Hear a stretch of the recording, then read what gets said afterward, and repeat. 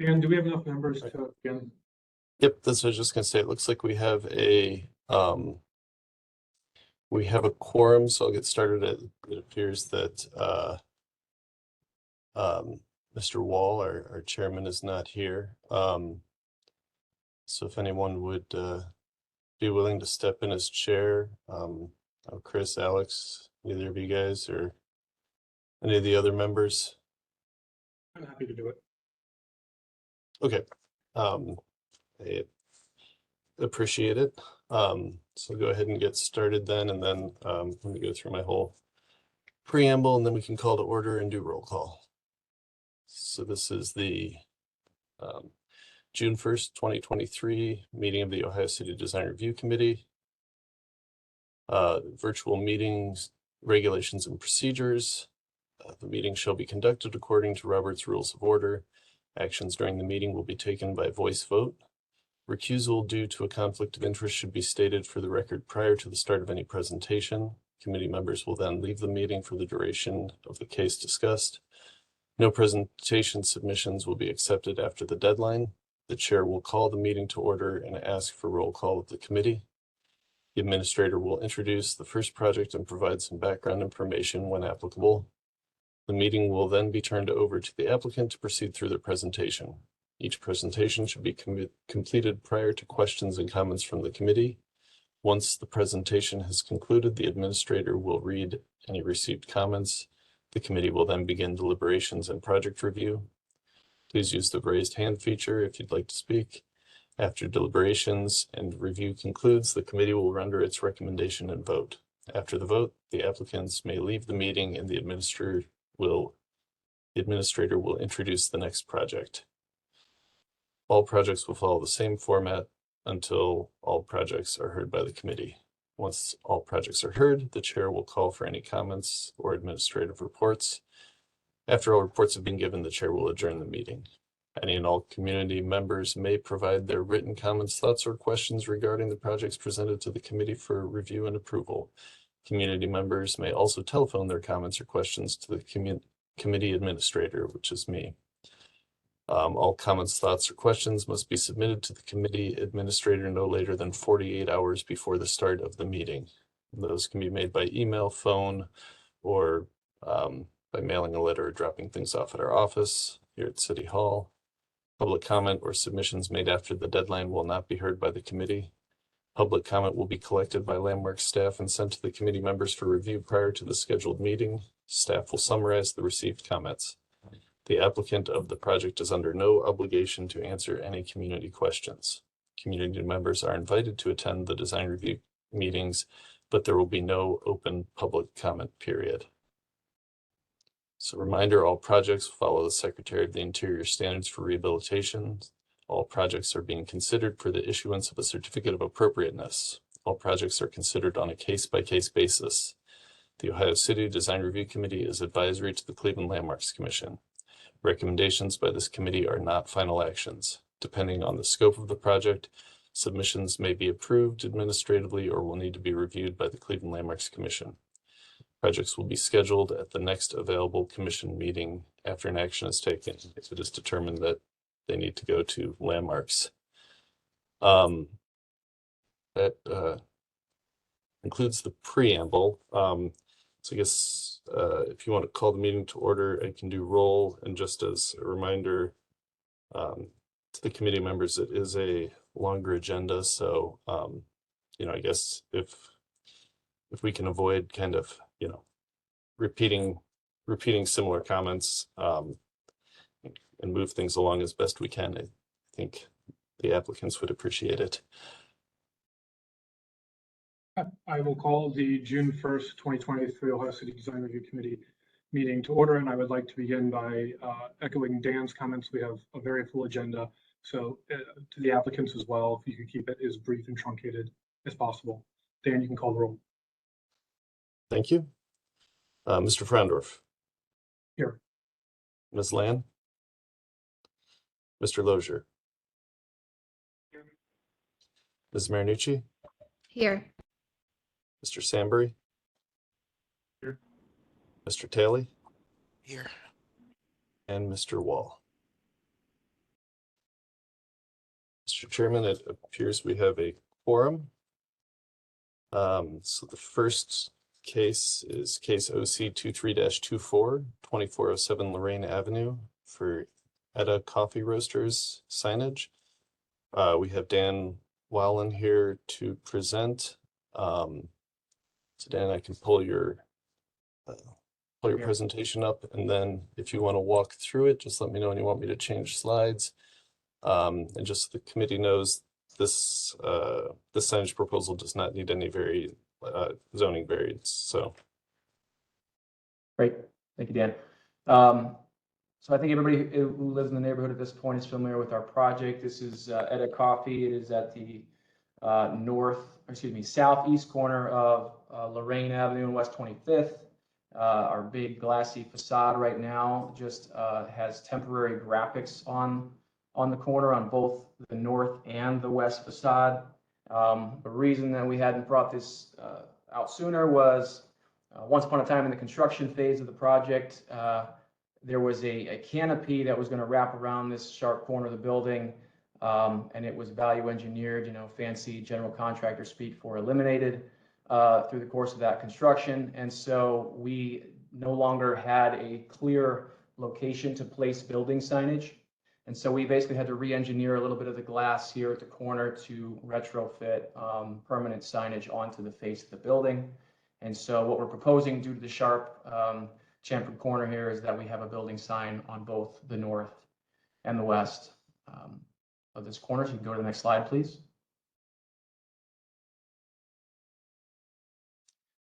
So the temporary graphic is shown there in the background.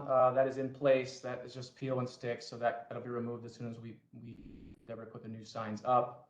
The shaded boxes are the approximate size and location of the new proposed sign. So this just gives you a visual of the corner as it exists today. You can go to the next slide. This shows the dimensions of the signs. They are both equal in size, shape, and style. And essentially what they are is channel letters with exposed LED tubes on the inside and a box on the bottom with the interior illuminated acrylic-faced coffee roasters below. What we've done in terms of our engineering of both this sign and the window is designed it so that it'll have essentially knife plates that are anchored into the rear of the sign, not visible from the front, that will go right through the curtain wall glass and anchor themselves into the storefront structure. So you won't have any racetracks, any sort of visible banding for mounting of this sign. It'll present a clean look as though it were face mounted. It will project off of the glass facade about 3.5 to 4 inches. On the next slide, I believe there are some markups from some of the engineering. I don't expect anybody necessarily to dig too deep into this, but what it shows is a section of the application. We're going to remove some glass. We're going to anchor into the storefront structure, and then this will be showing,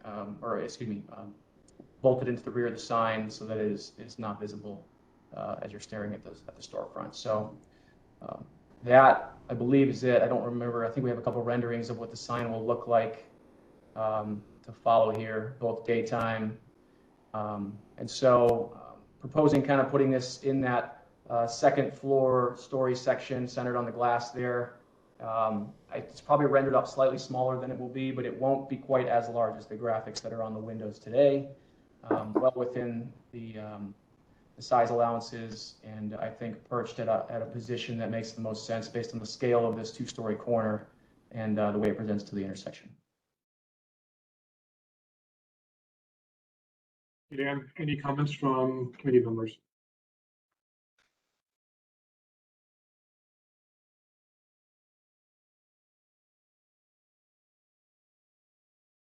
Okay, hearing none, would someone like to make a motion? Sorry, I was on mute. I have a couple of clarification questions.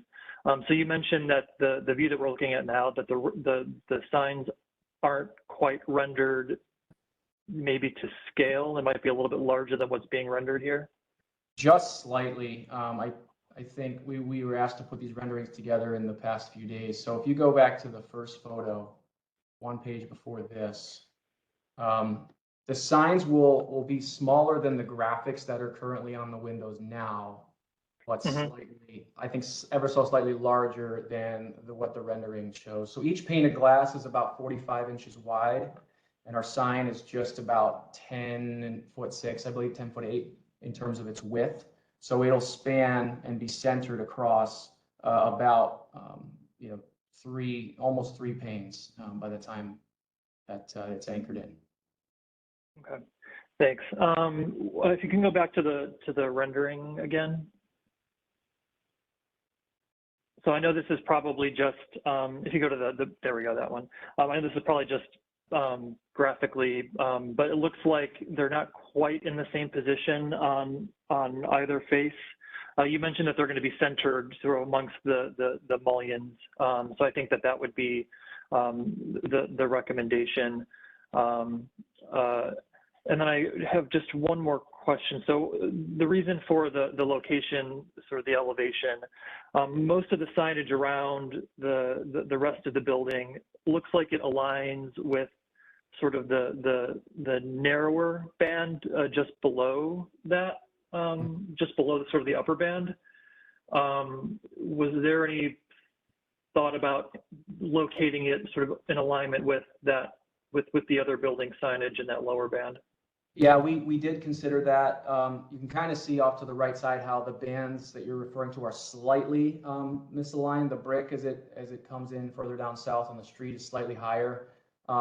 Based on the scale and this facade presenting itself in a two-story fashion with a parapet wall as well, we felt that if we put the signage down in that smaller glass band, that it was going to feel a bit top heavy in terms of just the amount of glass that's still revealed above. So we kind of messed around with the placement. And to your point, yes, it's probably rendered slightly off center, but it will be centered on, beginning in the second, third, and fourth windows from the corner in each direction. And this felt just like the right elevation, and being that it's not immediately next to any other retailers, and that we take up this entire space heading south to the end of the glass there, and about another halfway to heading east, it almost kind of lives on its own, and I think it's the right location on the vertical scale here to present the way that it looks here. Okay. So I mean, I don't have any issue with sort of its location or its size or scale, but leave it up to my colleagues to make any final or any additional comments. Thank you.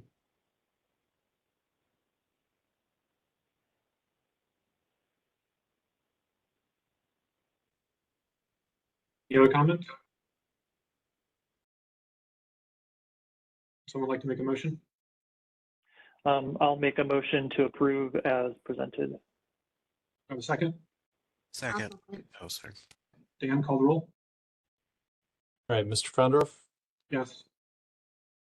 Mr. Lozier, Yes. Ms. Marinucci, Yes. Mr. Sambry, Yes. and Mr. Talley. Yes. Mr. Chairman, the motion passes unanimously. Which I guess, Dan, if you can hang on, our next item is case number 23 OC 23-25, 2075 West 25th Street. For intro, they're proposing some ground signage. So we have Dan Whalen here again to present that. And this also would not require any zoning variances. Thank you. So again, just kind of starting with the site plan here and heading south. At the very end of the building, there is an existing drive lane that enters into the property. And believe it or not, because we have so many access points around this building and the various retailers and pass-throughs, a number of people do have an issue finding our quote-unquote front door for the residential building. In addition, if you can see kind of plan north here, a lot of the white space at top of page on Gehring Avenue. It's sometime here in the near future, we'll probably be bringing through initial schematic concepts for a phase 2 of some sort. And essentially, this little quadrant of of the neighborhood, is kind of an intro phase 1, phase 2 complex. And so one of the ideas we had and what we'd like to pursue here is a proposed monument sign here. We think it's pretty good design and a good location that's somewhat discreet, but it'll allow people to kind of understand that when they've arrived to the residential section of the building. And so if you could go to the next page. This is just a zoomed in a little bit closer version. So to the right is our existing public dog park in the landscaped area. And what we're proposing is that this sign, which I'll show you on the next page, will sit on a concrete curb inside of the existing garden bed. And so it'll really look like a curb for the sidewalk edge as you're pulling into the driveway. And as we go to the next page, it's just a very simple set of internally illuminated channel letters with acrylic face that'll light up white at the same amount or on the same timer as the rest of our building and site lighting. So it'll just be based on time of day and sensors and that sort of thing, and it'll be timed appropriately so that it comes on at the appropriate hours. The curb is really a structural curb that has the electricity that runs out of the garden and into each individual letter. And again, the reason it's done like that is to eliminate the need for any sort of racetrack or any exposed conduits or things like that. So really what we've designed is an individual letter to be mounted onto this curb. The curb will be dropped slightly into place on a footer inside the garden bed, and it'll really look like any other curb in the vicinity that abuts a sidewalk. It is about a 3-foot tall sign as we propose it by 12'6". This is our branded intro logo and word mark. And so this appears in all of our marketing materials. It appears in various graphics in the building. And so, we wanted to use this to present a signage opportunity at the main entrance to the project. And so this is what it would look like in scale and how it might sit. I probably would flush it up against the sidewalk, perhaps, open to comments there, but essentially it sits in this garden bed right at the drive lane. During the daytime, it reads white, and then the next image is nighttime, and it would just be a glow, white signage that we're really holding a standard to other retailers up the block to kind of have the same sort of look like the Bank of America signage there on the building. So with that, I guess I can take some comments.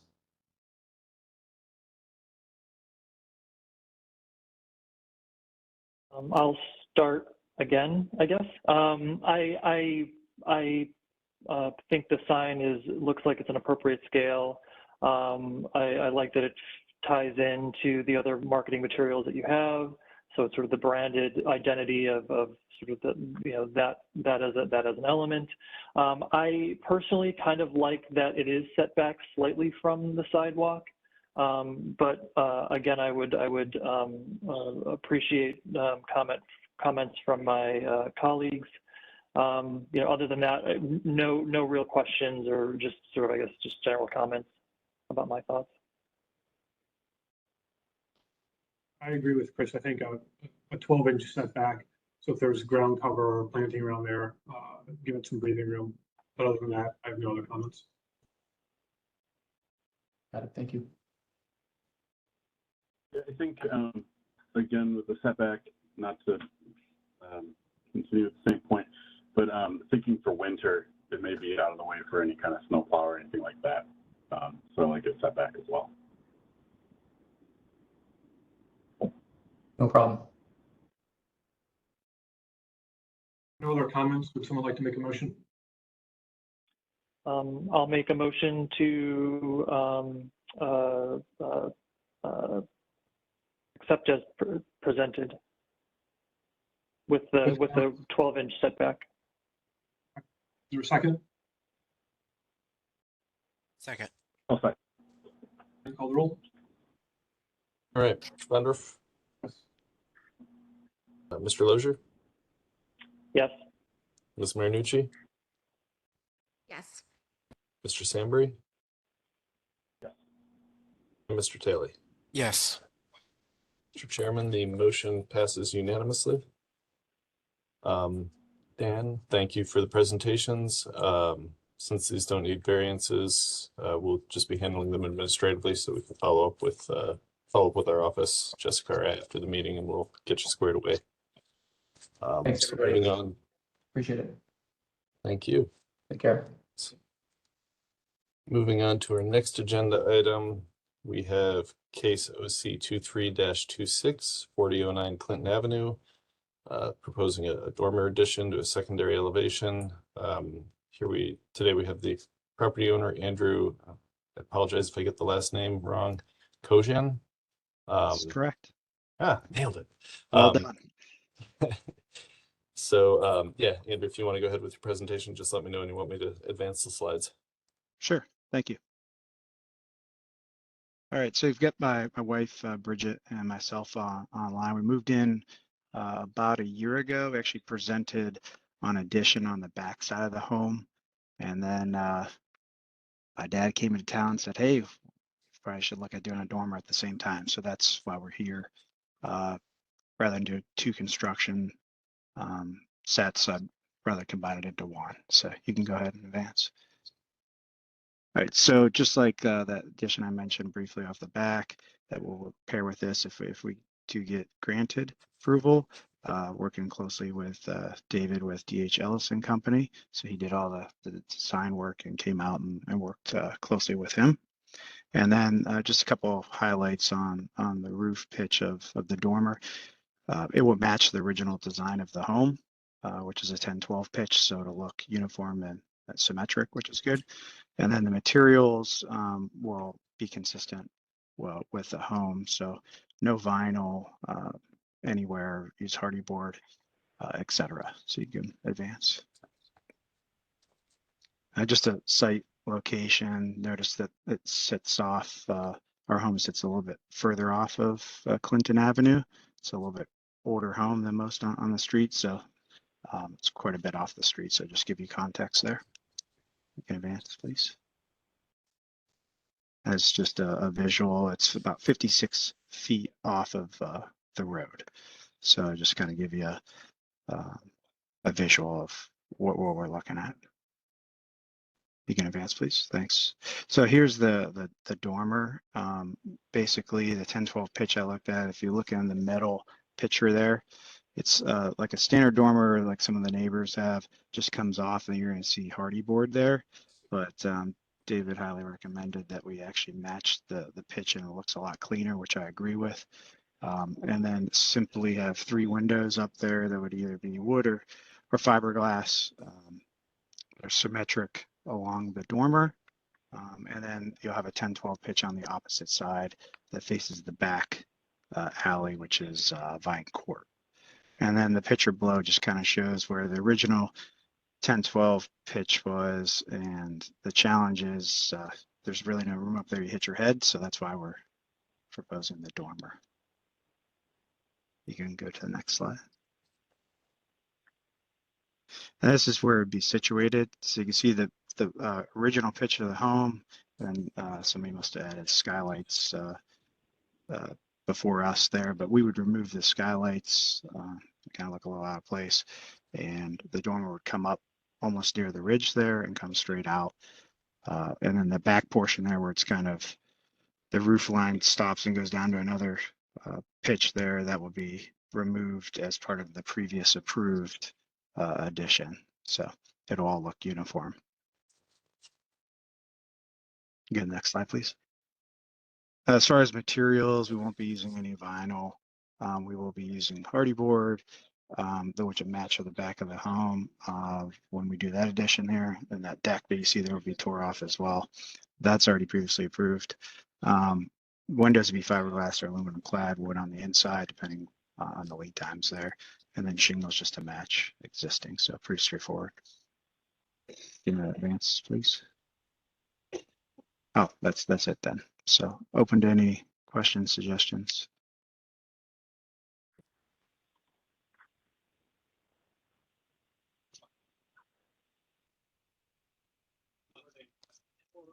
My only comment is on the windows, there's a preference for the aluminum clad wood windows over fiberglass.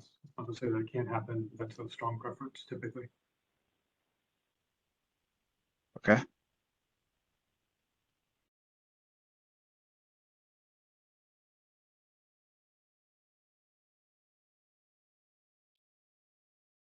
Any other comments from committee members? If not, would someone like to make a motion?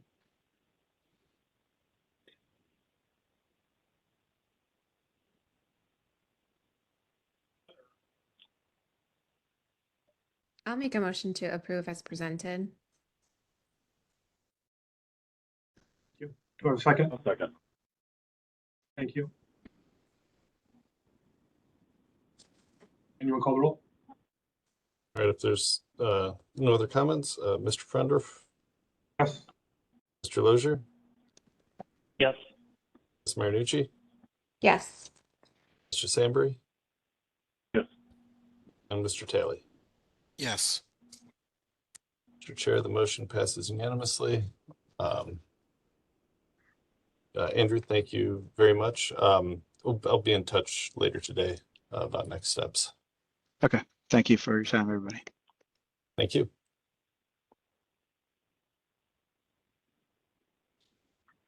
All right, next up we have case OC 23-27 at 2149 West 53rd Street, Joseph and Feist Factory. It's the Menlo Park Academy Stormwater Education Center. We have Marie Dowling here to represent. So Marie, if you want to go for it, and I'll just let me know when you want me to advance slides. Great, thank you. So Menlo Park Academy went after a NORC green infrastructure grant, and they were able to get that grant. And so then they had an opportunity then to develop the rear side of their school. So if you go forward a slide. So we're talking here, this is the school, it's approximately 5 stories. We're looking at that little wedge that the cursor is going over. And so Junction Road is the closest street to that. The school itself is off West 53rd. And so this site is essentially bordered by the school, and then they have fences. So the structure you're seeing down there, that's an old rail line. So it's a rail spur back when it was the Joseph and Feist factory. This area definitely it slopes down to that lower level where there used to be some kind of storage bin, and so there is a slab that's still present from that. Forward on to the next slide. So just some pictures of the history, an aerial of when the entire factory was still present. Currently, only that the one building is still left on site, and so there's a blue dot essentially on that in picture 1. Picture 2 shows the Joseph and Feist factory back in 1941. That factory was there. It closed in 1998. So then there's some site conditions after that, and you can see that certainly had some issues, and the school has certainly brought it back. It's a beautiful site. And so they weren't able to address some of the exterior parts of the site. So the grant certainly has allowed that opportunity to look at that. So next slide.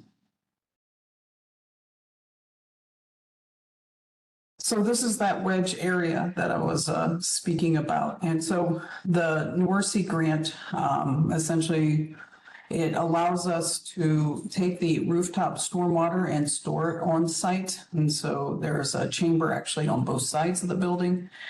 But then as part of that grant opportunity, we're able to start developing their outdoor education area. And so they want an outdoor classroom. As you can see, the grade going up the hillside, there's stairs that go down. So this is essentially first phase of what they hope is a multiple phase project. So we have some bio basins for opportunities for the kids to learn, some different grade opportunities. There'll be a sign that goes with an ORC grant project where they give the opportunity to speak about what the biobasins are doing for the site and where that rooftop water is going. We're trying to incorporate more things from the site that are there, like the railway, the overhead. Clean those areas up and allow kids the opportunity to use them to store some of the nature play opportunities, the wood cookies, some of the building blocks that they're hoping to use. They're also hoping that this is going to become an outdoor teaching area, so a place where they can gather large portions of the school and have opportunities to gather throughout this site. Next slide. So as I mentioned, this is phase one. So these are pieces from this phase one. We're looking at a stabilized granite, the concrete walk getting from the upper level to the lower level. We have stairs and then the handrail. And then we also have some planting. So we have some upper store or larger trees and then within the biobasins, trying to naturalize those and get some grasses, different opportunities for different textures throughout that.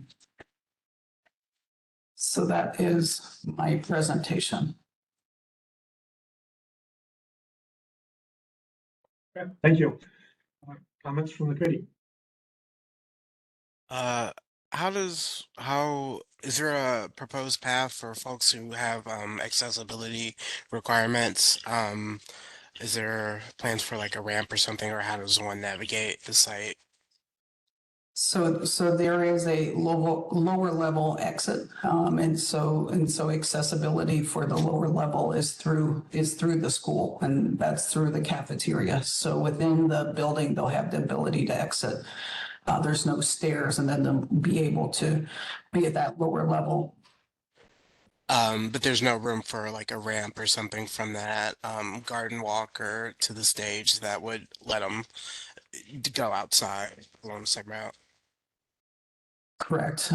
Yes, that it would be extremely difficult for us with that amount of topo change to have that ramp go from the lower level to the upper level.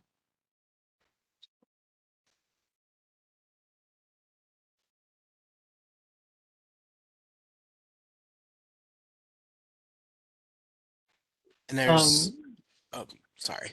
Oh, go ahead, Phil.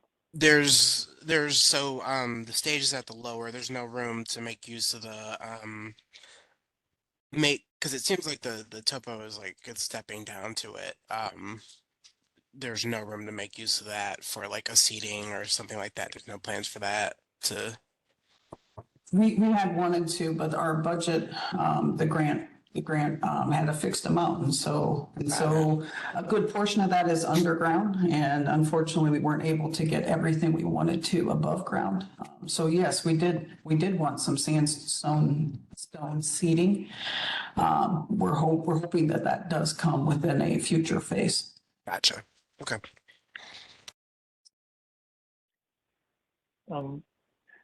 I think this is a much higher and better use of the space than currently. So I'm excited that this becomes sort of a space for students to learn and be able to interact with the outdoors.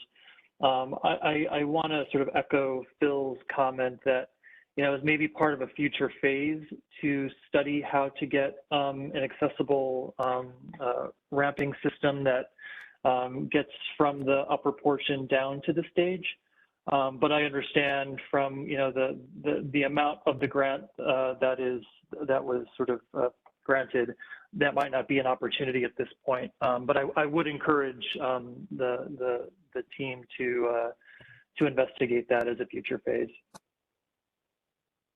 Okay.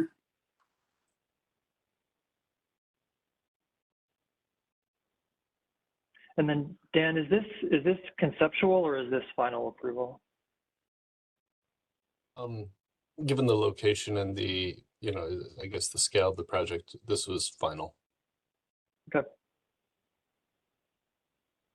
Thanks. Just like to say that I'd like to applaud your use of shade trees, oak and elm. I think those are excellent selections and something we don't see enough of in development projects. So thank you.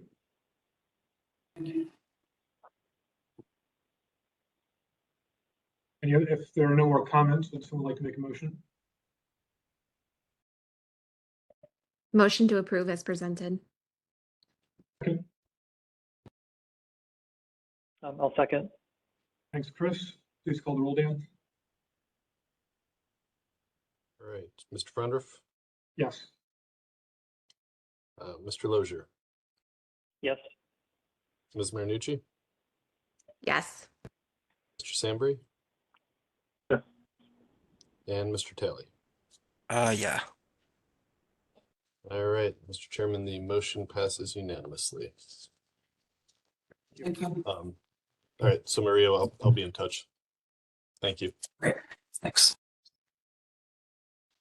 All right, jumping to our next agenda item, we have case OC 23-28 at 1444 West 25th Street. That's Taubman Law Building.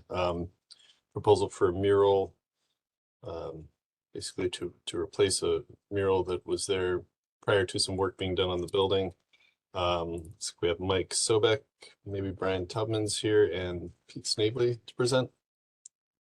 I think it's just me and Okay. Brian today. Okay. Good morning, everyone. Well, yeah, go ahead, guys.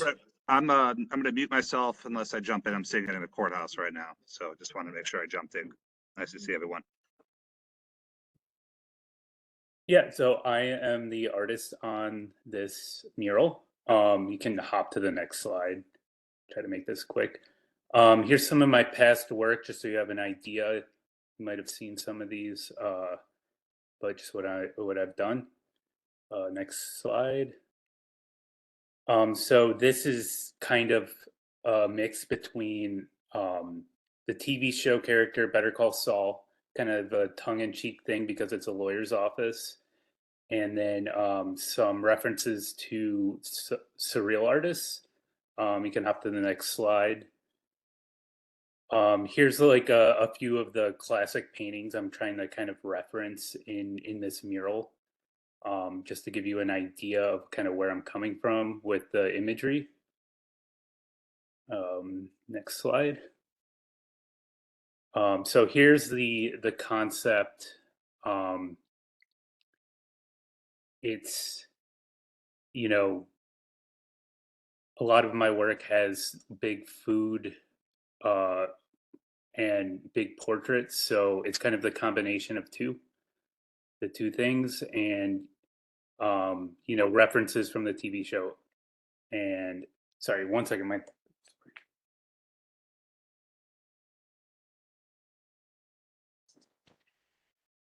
sorry. So yeah, this is the concept for the mural. Now to the next slide. So this is the current state of the wall. They had some work done on the wall, and it kind of damaged the mural. The mural is also starting to get older, so I think it was, you know, fading a bit. But this is the view of it from the corner of 25th in Detroit, kind of like almost across the street as you're going across, just across the bridge. This is kind of the view of it you would see there. And hop to the next slide. And just give you more context. Just give you a better idea of where it's at in case you don't know. Next slide.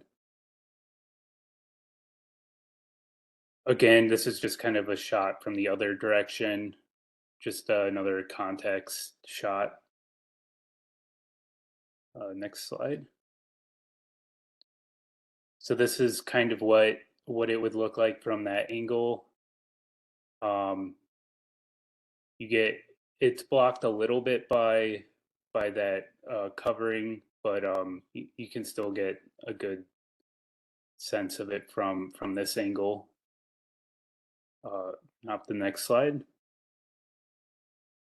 So this is the view from the parking lot where I think most people will kind of see it. You can kind of see where they added some windows in and had some tuck pointing done at the top there. Definitely seen better days, but still a great mural by Ryan. And we actually both have spoken with him about it, and he's given me his blessing to go over it. So next slide. So here's another shot of it. I think this is probably the best angle where you'll see the majority of it. And next slide. Or is that the last slide? I guess that's it. Looks like that's all we have. Okay, yeah, I guess that I thought there was one more, but that's it. Yeah, I just you know, do you have any questions for me? I just feel like it's pretty straightforward. You know. Could you speak briefly Yeah, on if the paint that is on the existing mural is removed and the kind of paint, since this is going on brick, that you'll be using? Is it the type of paint that allows the brick to breathe a little bit, or? Yes, yes. So I usually go with the Loxon primer. Um, I'll definitely need to do you know, some preparation before I start the mural. But yeah, just a coat of Loxon, some, you know, scraping, sanding, all that. I've done a lot of prep for murals, so I've done work for Land Studio along with Midtown. Whenever they have a mural go up, I'm one of their guys that does the mural prep. So I have a ton of experience with way worse walls than this. This one's actually in pretty decent shape. And yeah, so it'll get a fresh coat of paint before the mural even starts. So just before the committee gets into it too much, we have Tara Petrus here. It's from City Planning. She's our public art guru. I don't know if she had any comments from the city end of things. Yes, thank you, Dan. You use that term guru very, very lightly, I see. I'm very much in support of the mural. Given some context on the artist, the previous artist, I also had interaction with him back in the fall of 2021, where he was made aware that some renovations were being done to the building and that his mural would be painted over. You all may remember that the Full Tilt existing mural that's there was part of Cleveland Foundation's Creative Fusion project in the neighborhood in Hinchtown. This was one of those murals that was back in 2016. I love that the building owners are incorporating a new mural in the same space because it makes that corridor feel a bit like a gallery when you have artwork that changes every so often. I also want to commend Mike, the artist, on incorporating the building features into the art. So it's sort of site specific. I love how he used the scales to incorporate those building features into the artwork and the window to give the face some anonymity. I'm a big fan of both Rene Magritte as well as Salvador Dali, so I like surrealism. That I can recall off the top of my head, I don't believe we have any other murals around in the vicinity that show surrealist art. So I just want to tip my hat to the artist and say I'm in full support of this. I don't know if you recalled, I don't think it would be an issue. It's more curiosity if there's going to be any anti-graffiti coating or clear coat to keep the mural from fading at all. I have used the anti-graffiti coating in the past. We've talked about it. You know, I don't think we finalized anything about that, but I'm definitely, you know, open to doing a clear coat to protect it long term. Okay. Yeah, I think this is great. the way you incorporate, especially the way you incorporated the building features into the artwork itself. Yeah, I think it'll be cool when you can stand on the balcony and kind of be in the mural. And I can also vouch for Mike. He's done several murals around the city, several of which are outdoor murals that have withstood the test of time.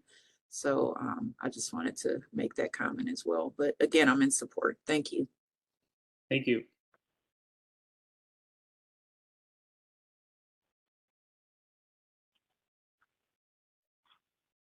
Any other comments from committee members?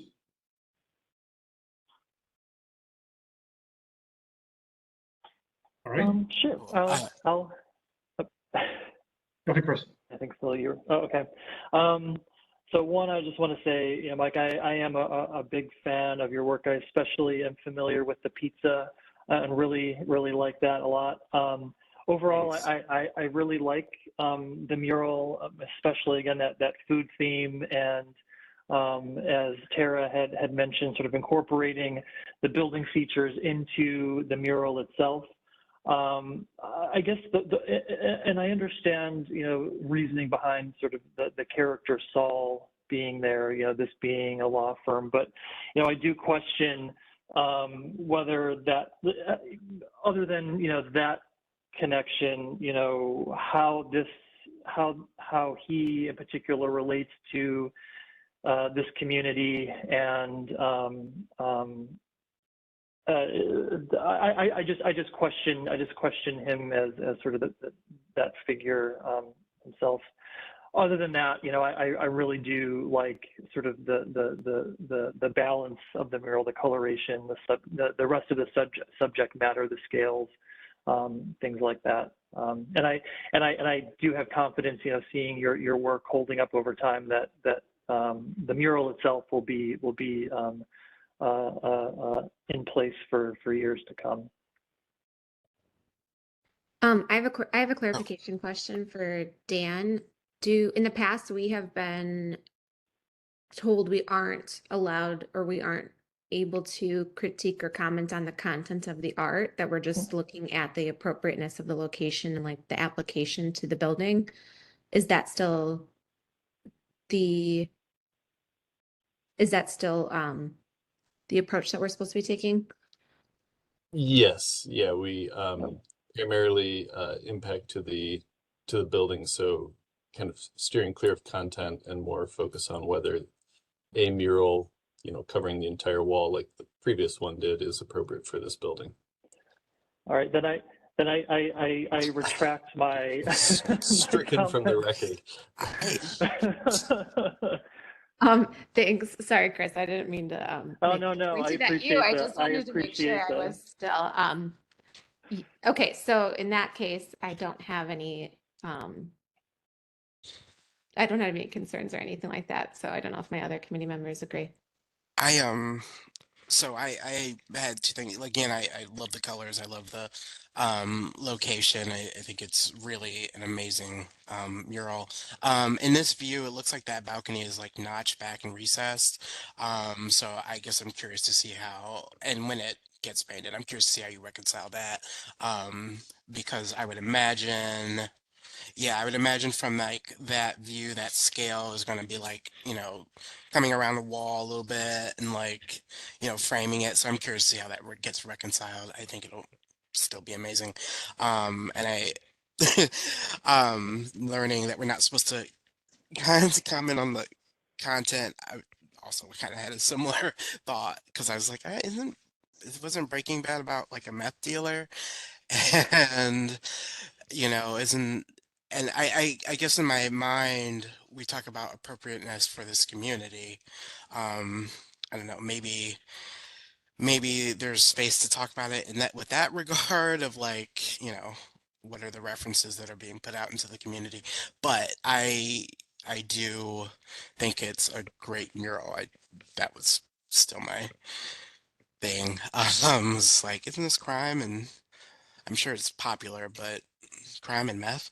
Anyway, that's all I got. I think that's a fair comment, maybe in considering the title. So maybe if it doesn't have a title, Better Call Saul, then maybe it can be rectified in that manner. Because a lot of people may not have that immediate thought when they go past the mural to see If I it. could jump in, I guess, if that's okay.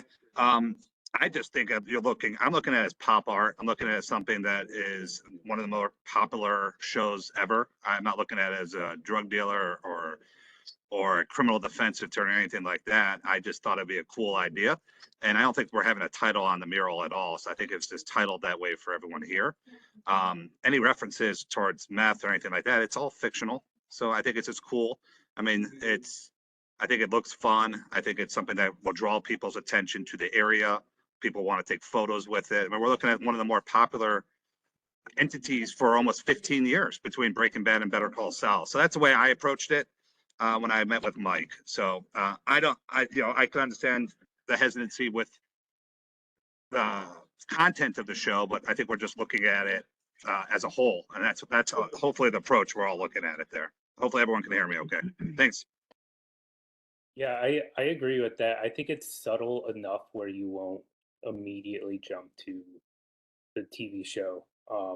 And the references are, the ice cream is actually a kind of a reference to the final season, but only somebody who's like really into the show would even pick up on that. And to me, it's just kind of like a surreal, weird mural more than it is a Better Call Saul mural. So it maybe a title change could remedy some of that, and make it more subtle.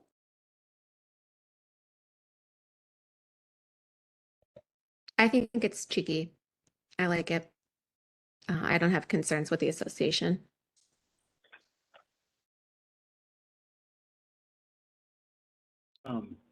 Personally, I was a big fan of both shows, so I have no issues with the content.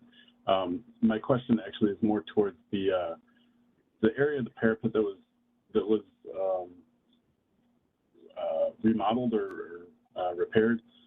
What, and I know, Mike, you might not be up to speed on this as just the painting artist, the mural artist, not the masonry work person, the mason. Is that a parge on top of the brick, or what is the condition of that brick on the top? So my understanding is it's all been, you guys hear me? Yep. Okay.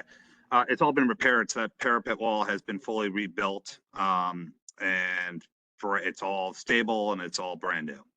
So I don't know. I think they put in brand new brick where they could, or tuck pointed it. But if you're looking at the left where the full is, that used to have steel beams in it from an old billboard, which was essentially making it bulge out, which was unforeseen at the time, which was great. But we took care of it, removed the steel beams, rebuilt the parapet wall, and put a brand new roof on there. So everything should be perfect. At least I hope so.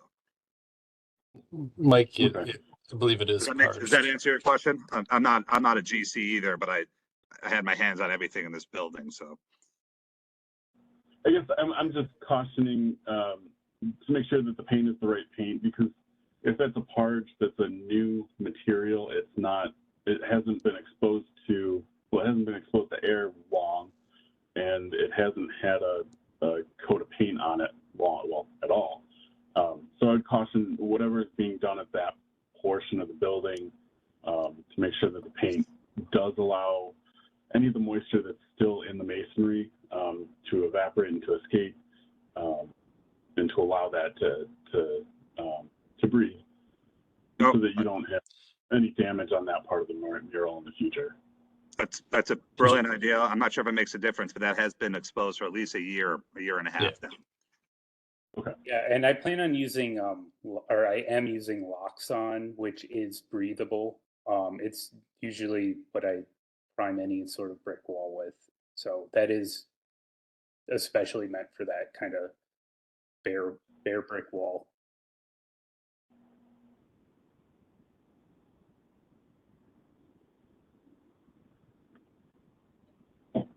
Okay. Any other questions or comments from the committee? All right. Mike, thank you for the presentation. Hearing none, would someone like to make a motion?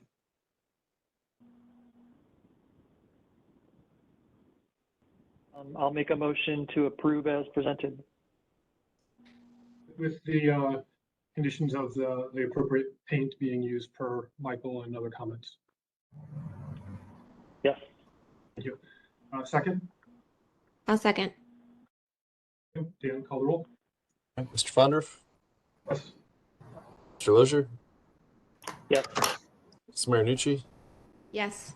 Mr. Sambry, Yes. and Mr. Taylor. Yes. All right, the motion passes unanimously. Since it's a public art mural, if the applicants are available, we have you scheduled for the June 8th Cleveland Landmarks Commission meeting. Okay, great. So we'll coordinate on that more. But Okay. thank you very much. Thank you everyone much for your time. Thank Everyone you. have a great rest of the day. What's the schedule for installation? I'm sorry. I forgot to ask that before. Oh, really just as soon as we have approval, we would probably start the following week once we can get the equipment and parking spots all taken care of. Okay, thank you. Thanks, Commission, All right, thank you. Committee.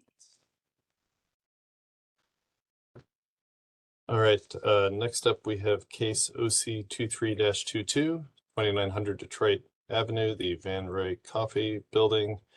Third floor window replacements. We have the owner, Fred Bidwell, and Jason Duvall from the window company here representing the project. Before we hear their presentation, though, this was tabled at our May 18th meeting, so we'll need a motion to untable and to go through that. Dan, can you put me in the waiting room to recuse me? Oh, sure. Thank you.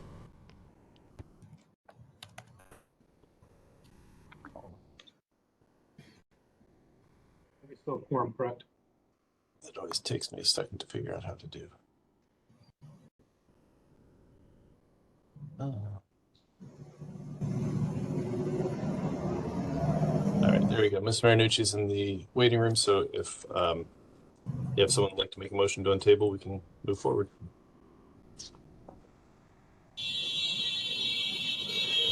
I'll make a motion to untable.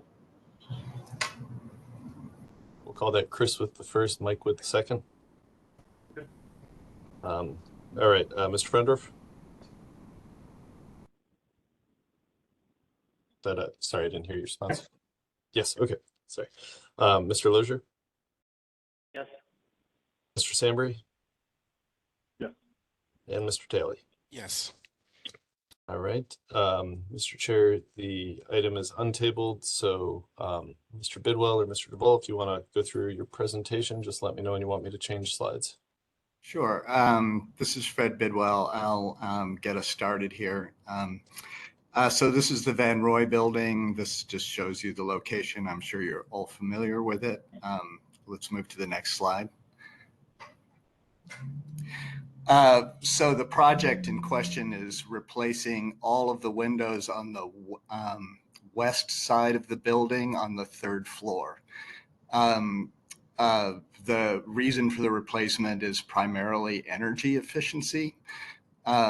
The existing windows are sort of old-fashioned sash windows that have had a storm windows applied to the outside by the prior owner. So this would be replacing these windows. There's precedent here. This is a good slide to show that on the north elevation, which is just to the left here, when we built out the third floor in 2016, I believe, those windows were replaced with the windows that we're proposing for the west elevation. So that will show you existing condition there and the windows that we want to replace. Let's go to the next slide. So the new window design that we're proposing is without mullions to improve energy efficiency and, you know, from the owner's point of view, enhance the lake views, which are spectacular. Our Obviously, the point of potential controversy is the idea that we're replacing sash windows with windows without mullions. We believe that there will be minimal change to the appearance of the building. This is the back side of the building. And this is consistent, as I said before, with window replacements already installed on the north side in 2017. Let's move to the next slide. This are just drawings of the windows. This is Pella as the supplier. Jason, correct me if I'm wrong, but these are aluminum clad windows, very high quality. They are very high quality aluminum clad windows, and they're from our most historic line of windows we have. Let's move to the next slide. So this is just a look at the existing condition. Obviously, the sort of the fancy side of the building is this view. The south and east side, we have no plans to change those windows at this time. Let's go to the next view. Next slide. Another view there. Let's go to the next slide. Again, no change proposed to this side of the building. Here's a look at the side that would change, Detroit Avenue looking east. And you can see that the existing storm windows that the prior owner placed there essentially mask the mullions. You cannot really see the mullions.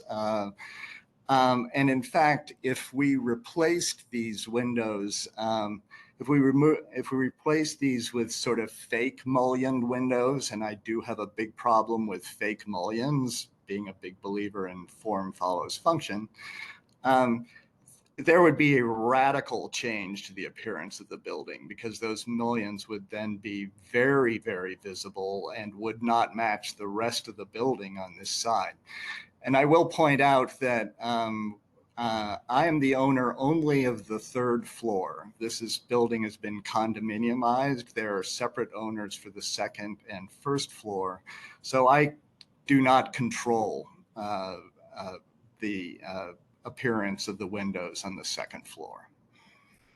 Let's move to the next slide.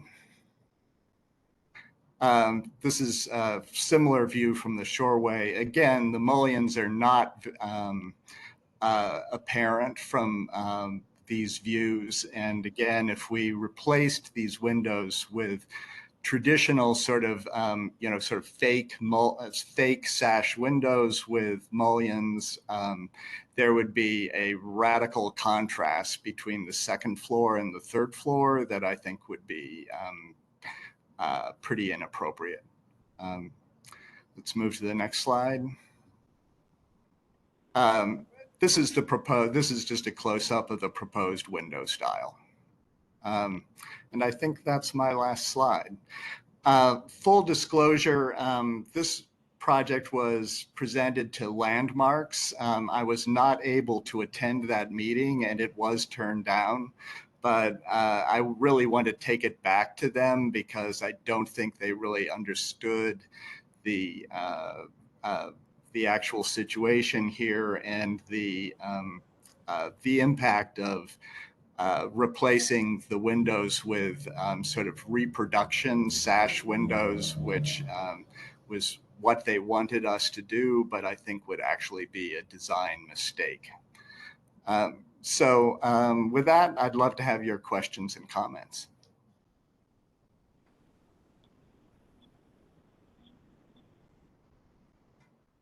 Just a clarification on what you said this went to Landmarks.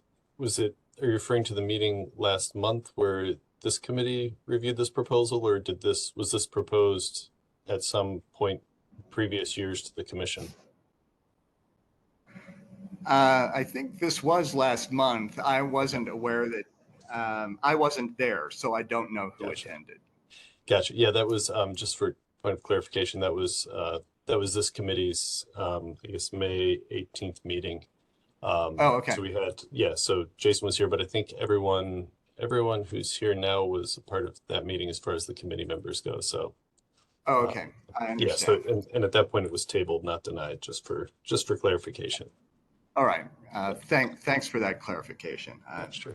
I apologize that I wasn't able to attend. Quite all right. And then to further clarify, nothing has changed in this presentation. Is that correct? You're presenting the same windows that were presented last month? Yeah, I'm presenting the same windows. Pella has given me a couple of different proposals for sort of reproduction sash windows. They're about 10 to 20% higher in cost, but cost is not the issue for me. For me, this is a design issue.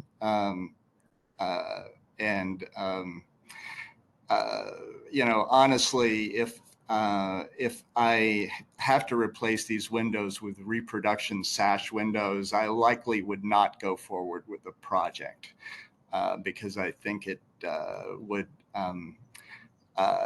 degrade the design appearance of the building and not make the sort of the interior improvements that I'm looking for.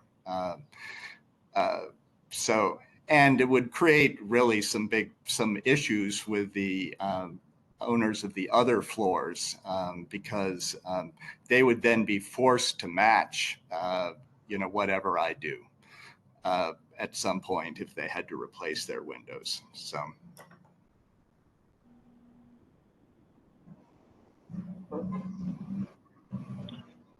So continuing what I mentioned last time this came before us, what is proposed is not appropriate for this building.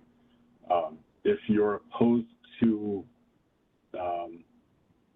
a fake-looking window, are you open to a true divided light? I'm sorry, I didn't hear the last part of that sentence. Are you open to a true divided light window so that the mullions actually serve a purpose? Not really, no. I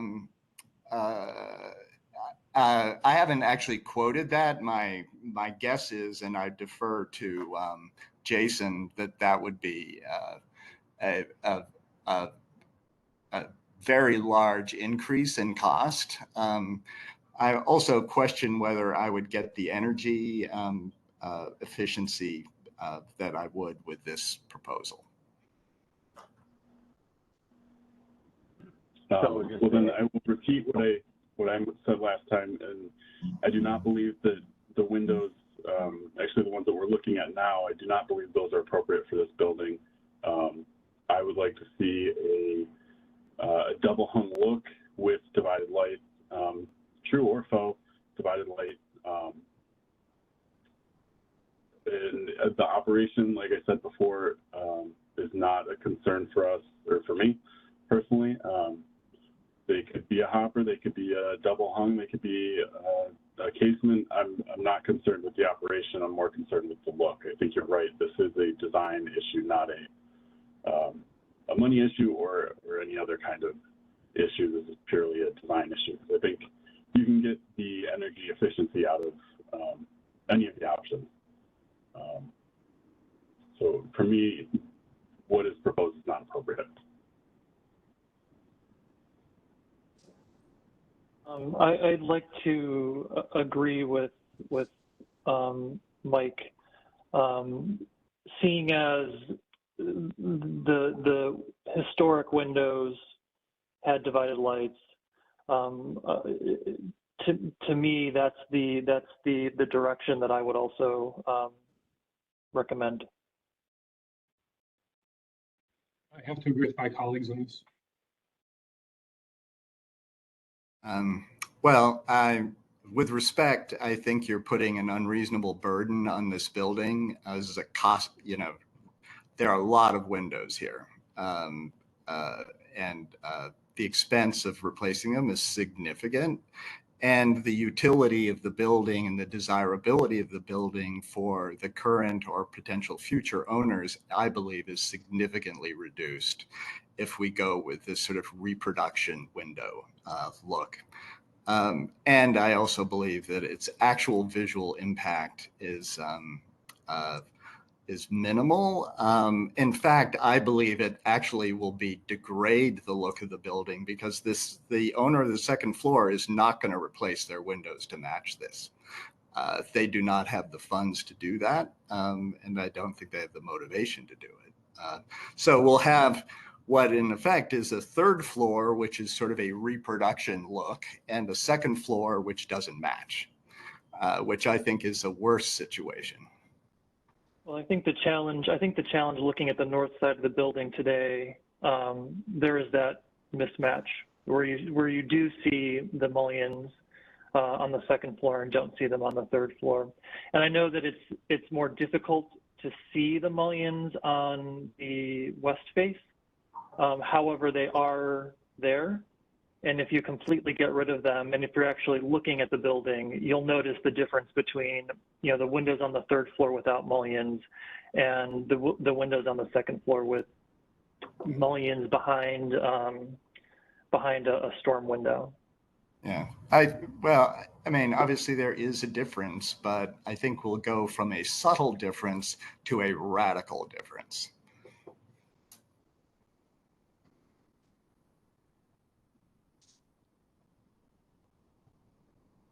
I think unless there are other comments, Mike, Chris, or anyone else, would you like to make a motion?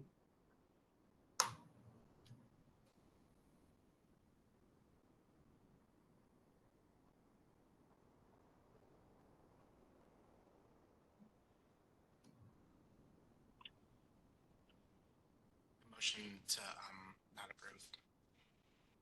All right. Well, could you say that louder? Sorry. Oh, there. My thing was moved. Make a motion to not approve. Is there a second? I'll second. Dan, call the roll. All right, Mr. Frendorf, Yes. Mr. Lozier, Yes. Mr. Sambury, Yes. and Mr. Talley. Yes. Right, the motion to disapprove has passed. Mr. Bidwell, we can talk later. I guess you have the option of kind of coming up with a new proposal and coming back to this committee, or if you'd like to continue on to the Landmarks Commission with the recommendation to disapprove from this committee, that is your right to do so. So I will, we can talk later today, and I can get into more detail about how that works. All right. All Okay. right, well, thank you very much. All right, thanks for your consideration. All right. All right. Next up, we have another project that we saw and was tabled on 5/18/23. This is case OC 23-23, 4224 Bridge Avenue. Proposal for solar panel installation. So before I guess, is there someone here to represent this project? Yes, Dave Hunter. Yes. Okay. Oh, there you are. Okay. Dan, yeah. So bring me back into the room. Oh, yep. Sorry. Thank you. All right, Nia, I jumped the gun there and started talking about the next case before you were back. But it's the 4224 Bridge Avenue solar panel installation that we saw in 5/18. It was tabled, so before we hear from the applicant, I think we need a motion to untable. Make a motion. I'll make a motion. All right, we'll call that Mike 1 and Chris 2. Yep. All right, Mr. Frendorf, Mr. Lozier, Yes. Ms. Marinucci, Yes. Mr. Sambury, Yes. and Mr. Talley. Yes. All right, motion to untable passes. So Dave, if you want to go through the presentation, just let me know, and you want me to change slides, please. Okay, sounds great. Thanks everyone again. We've made some changes from the last time we presented it. We removed some panels And we also removed the space that was, I think it was the third module land on the north end of the roof, which allowed for close to another 7 feet from the front of the property, which would put the solar panels closer to the back and make them a lot less viewable from the street. The system now is 8.8 kilowatts and would be a great benefit to the homeowner. I'm not sure if we discussed it last time, but it is black on black frame, black rails, and the roof that is there now is actually a like a black pewter shingle, which has a lot of black inlays in it, which should contrast not contrast, but should go very well with the solar panels that are proposed. So hopefully the changes that we made are substantial enough to gain approval today.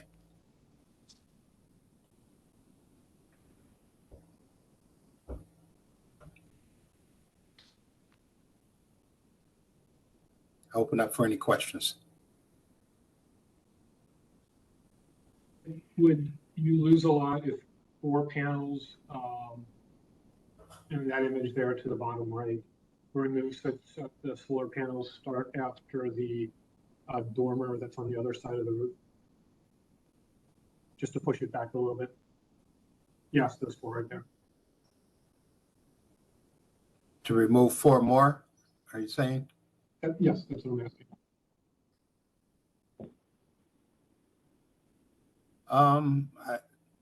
I know the reason for that is just to push it a little bit further back from the visibility from the street, the public right of way there. I know it would severely impact the production, but it's not an impossibility.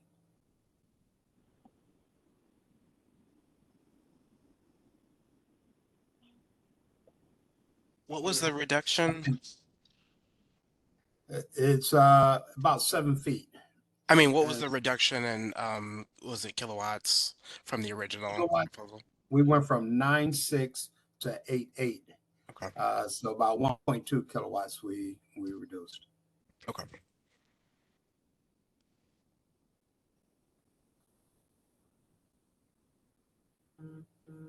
I think, again, I don't have a problem with this, and I wouldn't have a problem with it if, you know, it was in the original configuration, or if you went 1 row forward. I'm kind of okay with it as it is. I think, you know, I think we're doing a good thing by adding solar power to homes in this community, and I think this project is kind of a good one-off in the way that it's tucked back. So I kind of reiterate my comments from previously. I think it's good as it is. I think it's good with a little bit more, but you know, I'm sure folks are leaning towards even less, but I think it's kind of good as is. I think with the changes that we made, it kind of cleans up the array. And by removing the space that was up top that was unneeded, it actually pushed us back even further. And like you say, with the close proximity of the house to the west of it, I mean, you really have to really look for this to see it. And I appreciate the changes that you made. I think this looks a lot better. So I am happy with this. I like this. Thank you for the changes. Thank you. I agree that I appreciate the cleaning up of the array, making it much more cohesive. You know, I do feel I appreciate Alex's comment. I think that if it were to align with the dormer, that would be preferred from an aesthetic perspective, though I will not disapprove of this current design.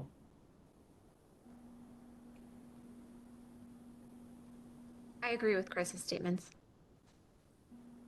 So I think we're mostly in alignment on that then. Yeah. As chairing, I cannot make a motion, but if I were, I would approve with, and maybe this, I'm alone here, with the recommendation of aligning it with the dormer. But we can entertain some motions now, or any motion. You could do motion to approve as presented with the recommendation or consideration to pull back a little bit more to align with the dormer. Do a second? I'll second. Okay. Dan, call the roll. All right, Mr. Frendorf, Yes. Mr. Lozier, Yes. Ms. Marinucci, Yes. Mr. Sambry, Yes. and Mr. Talley. Yep.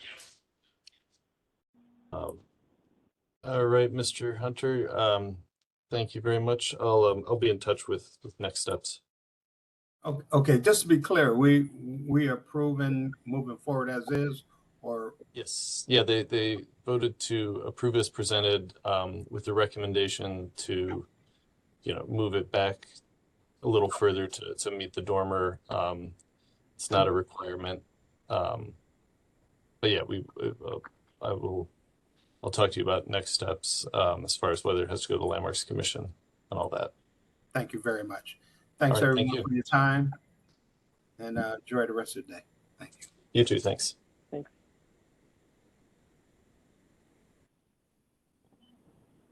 All right. Next we have case 23-029 and 23-030. Also case OC 23-13. This is St. Ignatius High School, 1911 West 30th Street. We saw this in concept review at 3/16/23. After that, it went to Landmarks Commission and got, there was a conceptual review there, so they received feedback. This is for demolition and proposed new construction. And we have from the project, sorry, I'll get to the first slide here. Patrick Highland, not sure who else from your team is joining us, if anyone, but if you want to introduce anyone else, that would be great. And then you can go on with your presentation.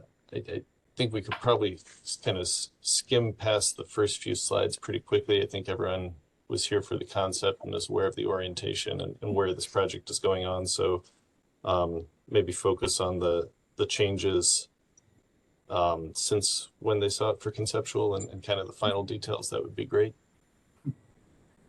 Thank you. And this is Richard Klingshirn speaking. There's a large number of people in the room here. Patrick Highland will walk through from Prospectus Architecture, but just to let you know, I am functioning as owner's rep. We also have the president of our school, Father Ray Giow. We have our vice president of enrollment, marketing, communications, Mr. Jeff McCormick, and our director of campus operations, Derek Ignatowski. Our principal, Dr. Anthony Fuhrer, may also join. Reason for that is simply because of the highly strategic nature of the project and want to make sure that should there be any questions, we've got the right people to answer. So with that, I'm going to turn it over to Mr. Patrick Highland from Prospectus to walk through an update from the March meeting. All right, next.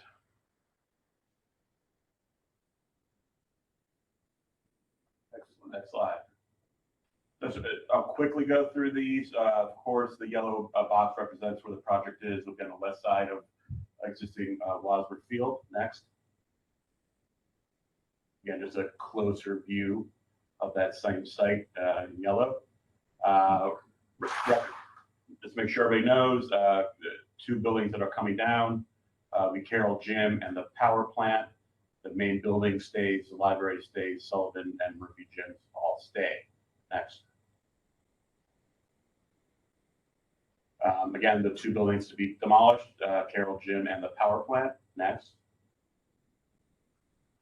The addition, that's the approximate footprint of the addition. Next. There is renovation involved with the project. So the library, about 25 to 30,000 square feet, that'll be renovated. Next. Just some more aerial views. This is Carroll Gym and to the northeast side of the site. Next. View from the east facade of Carroll Gym. Next. The north facade of Carroll Gym. Next. And just other interior views of the existing Carroll Gym. Next. The power plant and the smokestack also slated for demolition. Next. Again, view from the west. Next. View from the east. Next. View from the south. Next. And the 1890s main building, which we are lightly renovating on the inside. Next. The facades of the main building, these are the east facades of the main building. Next. East facade of the main building, and then the north facade of the existing library building. Next. And then the east facades of the library building. Next. Blue shows the approximate location of the addition. Next. There will be an interior court between the buildings. You'll see a preliminary design there of some soft space and some hardscape. Next. To quickly review, first floor of the addition will have athletics, a locker room, and student cafe space. Next. Second floor of the addition will be general use classrooms in a variety of teaching styles. Next. Third floor will be primarily for arts with some other classrooms in there, but fine art spaces. Next. And then there'll be a mezzanine space we're calling the arts mezzanine space, so that'll overlook the art studios on the third floor. Next. Just some basic straightforward elevations of the building. Next. So probably this is the best to talk about the changes that have been made. From March, there were different comments we received about the materiality of the building, exterior materiality of the building. After some review sessions with the school chose to proceed in this direction with the deployment of materials. So you'll see a predominantly red brick masonry building, including what they call the AMDG mass. Carry that all the way across the facade. We put red brick at the base of the bleachers, which is different from last time. And then you'll notice the tower became more prominent and didn't have kind of that stunted look we had prior. On the patio with the blue St. Ignatius High School lettering, that patio lowered a little bit from last time, just as we started reconciling pragmatics of floor elevations and things like that. Yeah, that's kind of the summation of that. Oh, one more thing. We, in terms of, let's say, the red versus white or the red versus buff material, being good Catholics, we decided to kind of ground the three main volumes, working in the Trinity, to a buff material to ground the AMDG mass, the gabled mass, and then the tower mass. Next. Just a view from across Wadsworth Field. You can see more predominantly a redder building with a buff base. Next. Just a view looking the other direction from north to south. I can see the tower element grew taller, more prominent with a more prominent, I'll call steeple, but a topper. One thing that's not shown in the renderings, we still plan to do a polychromatic asphalt shingle around the tower element. Just did not get in this rendering. Next. The interior rendering is pretty similar to what we showed last time. I apologize for the bridge. It's not, those spandrel panels are not white. It's just the weird reflective, how they came out of the rendering. So that'll all be glass. It's just that'll be spandrel panel with a clear glass for the bridge. Next. I was asked to provide a little bit more information on how we're treating facades. So we'll start with the library piece. First, the north facade of the existing library will stay as same. We're not changing windows or doing much at all along that facade. The east facade within the yellow dashes is completely being torn off. There's no other way around how we need, basically, due to many years of adding on to a series of buildings here at St. Ignatius, the new addition has to be a new building. So we have two 2-hour firewalls that need to be built at this location when we're demolishing the east facade, just for how the buildings need to fall away from each other during a fire. This facade needs to be removed. Next. And then at how the bridge is touching the existing building, you can see in the middle image, the yellow dash, that's the area where the bridge will be touching the existing building. On the right, you see a floor plan, how we're trying to snug that bridge within the recess, put it that way, that part of the facade can receive the bridge. The image on the left shows a section through the bridge looking at the main building. The red boxes show you where we're putting in new double doors within there in relation to all the existing fabric. Right now, based on how we're detailing it and structurally, we probably cannot expose any of the existing construction within the bridge. Anything outside the envelope of the bridge, we're not touching anything along the existing building.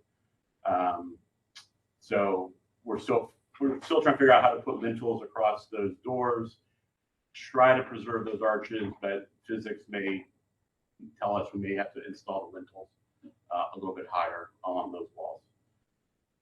Next. Again, we have buff material, the brick or Ariscraft, and then a red brick to match the existing main building. Next. Again, our miscellaneous metals, gutters, downspouts will be bronzy or brown color across, again, to match the main building. Next. Any of the tower elements, including the dormers or the steeple or any other things along with the tower, we're going to treat it with a patina-like metal. It's not going to be copper. It'll be a metal material. Next. Then we'll just have typical asphalt shingles across the roof, the mansard roofs. Next. That's just a letter from the sewer district.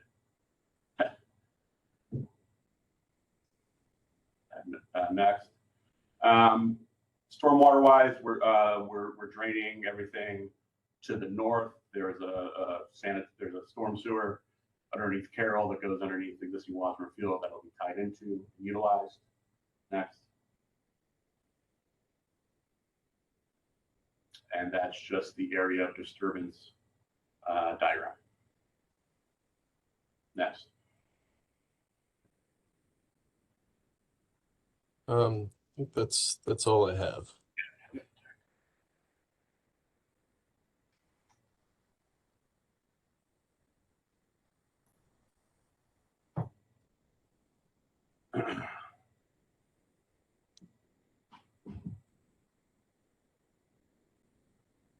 If that concludes the presentation, then we'll open it up for comments from committee members.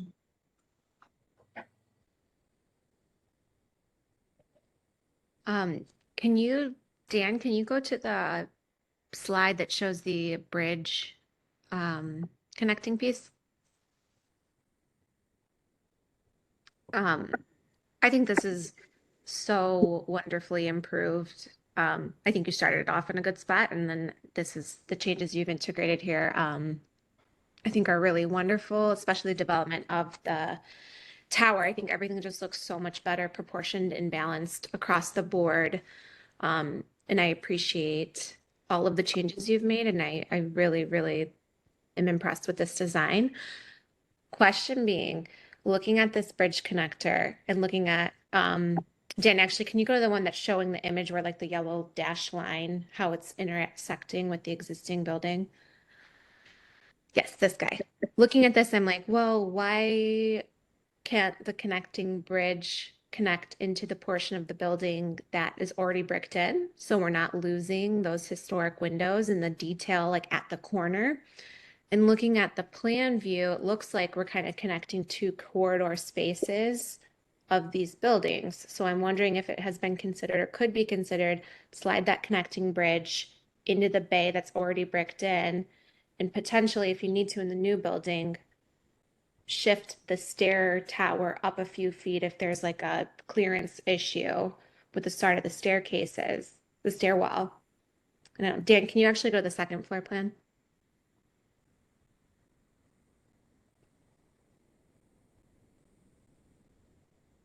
Yeah, if you can zoom, or second or third, if you can, I don't know if you can zoom, but if you can, it would be helpful. I don't know, to the patent team, like, would that be a consideration? Could it be a consideration? So then we can hold the corner of the historic building and preserve those beautiful windows and that detail. So when we started this process, our first thought was just to go center line with the corridor, right? But I mean, but as we started investigating how the bridge tied in the building, this was actually the most, from our code review, the least disruptive.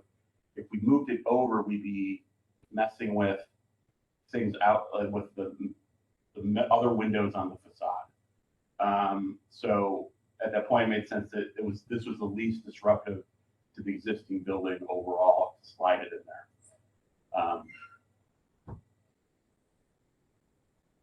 Oh, like the center line the center line ones. Yeah. So if we shifted it over, we may have had to start messing with the nicer windows on the building that kind of run the center line of that facade.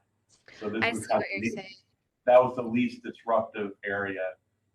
Again, our whole goal was we have to tie in. Let's try, and it's part of the building how the planning just kind of worked out, right? As we're laying out program and floor plates, that would cause the least disruption with the existing building.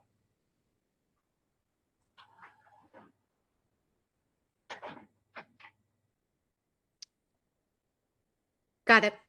I see what you mean. As the lesser of. Yes. Kind of, yeah.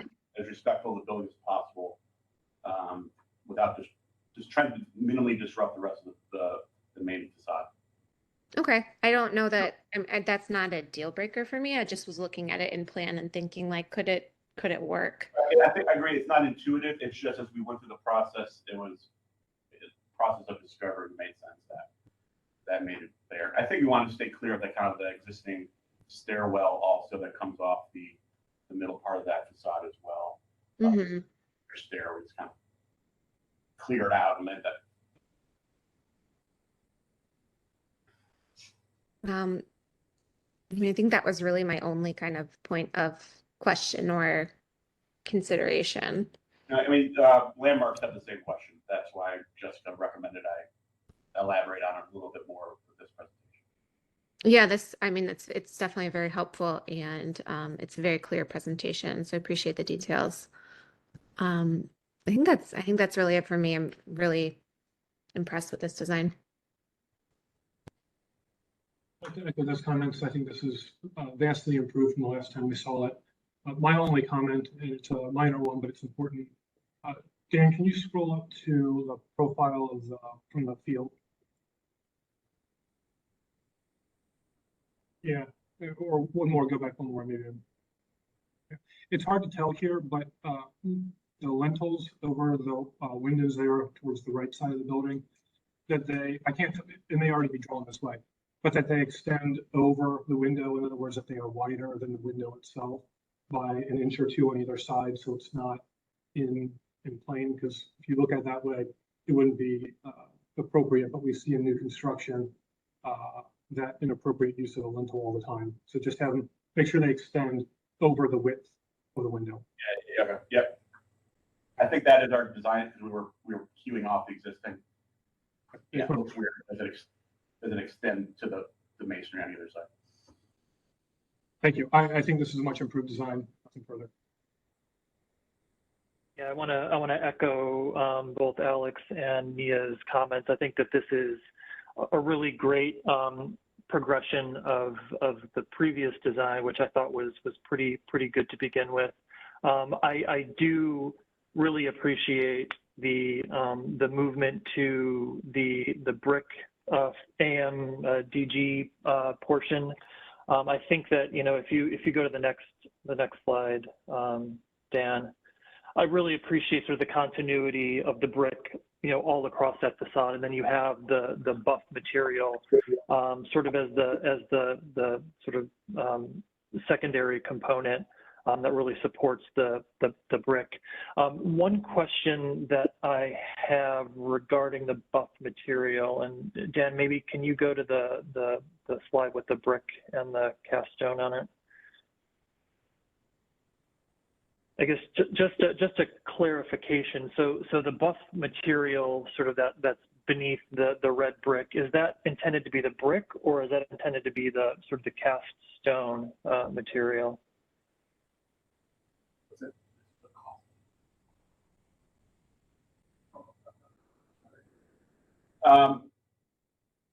Repeat the question. Sorry, we were conferring. Ask the question again.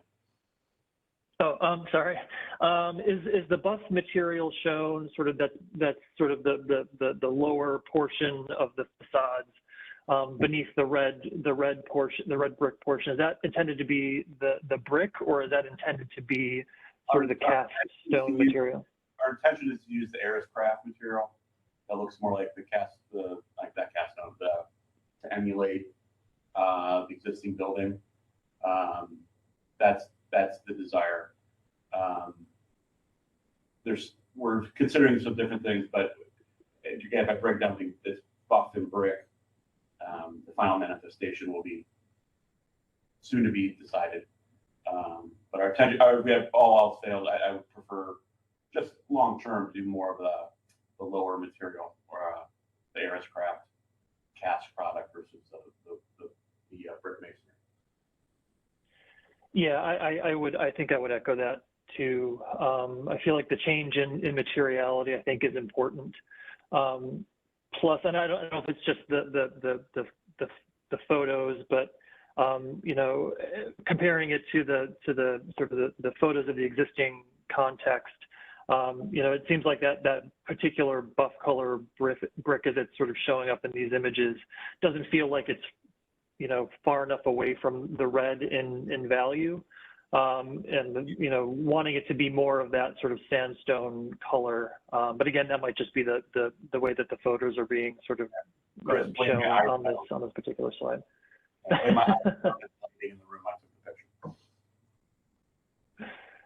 Got it.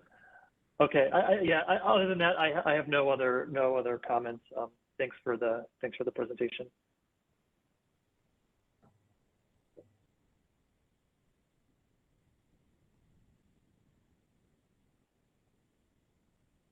Yeah, Mr. Chair, it looks like Nate Lowell from Ohio City Inc. has his hand raised. I don't know if he has some comments from his organization or the community. Thank you. Yes, this is Nate Lowell from Ohio City Incorporated. Just wanted to add in that this was presented at our February community meeting at Urban Community School. The project was presented and no concerns were raised then. I believe also, and I think maybe Richard could speak more to their engagement with the local Black clubs, but I believe they've attended a Black club and presented as well. So just wanted to add that in, that we have not heard any concerns raised to us at this point about this project. Thank you. Thank you, Nate. To confirm, yes, we presented to both the Bridge Carroll J Black Club, which is where this particular project sits, as well as the South of Lorraine Black Club, because part of our campus is in that Black Club too. No objections and lots of favorable comments.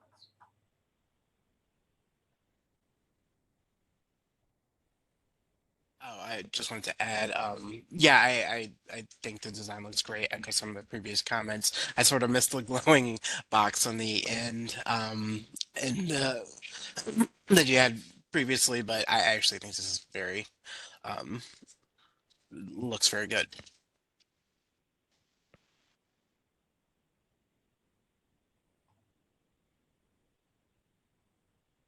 If there are no other comments, would someone like to make a motion incorporating the comments that have been made?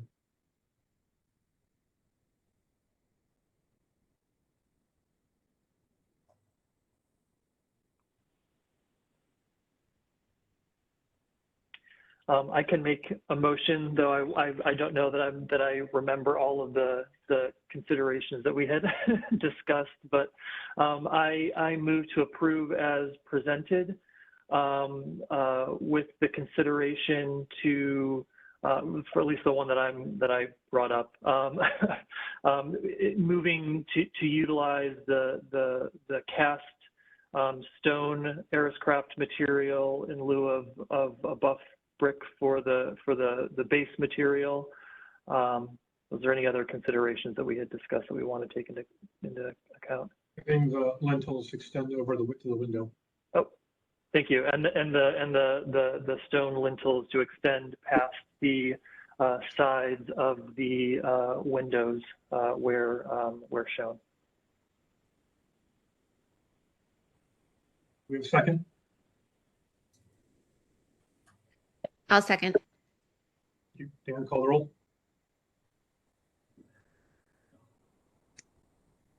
All right, Mr. Frendorf? Yes. Mr. Lozier?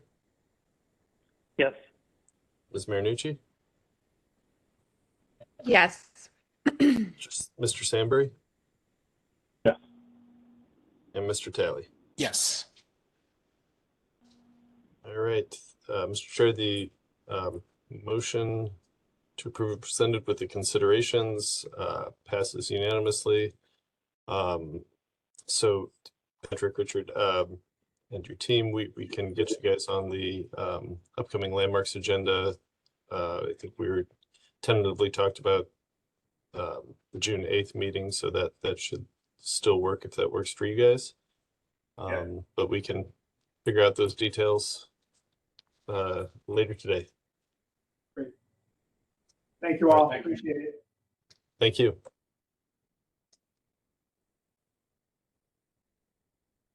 All right, and last up we have case number 23-033 and 23-034. Also OC 23-15. It's 50 West at Lorraine Avenue and West 50th Street. Project is demolition and new construction. This was tabled at our May 4th Ohio City Design Review Committee meeting, so we'll need this to be untabled. And we have Chad here, and I thought I say Yev is here as well, and Tim Donahue. So after we get this untabled, you guys can take it away and let me know when you want me to scroll. I'll make a motion to untable.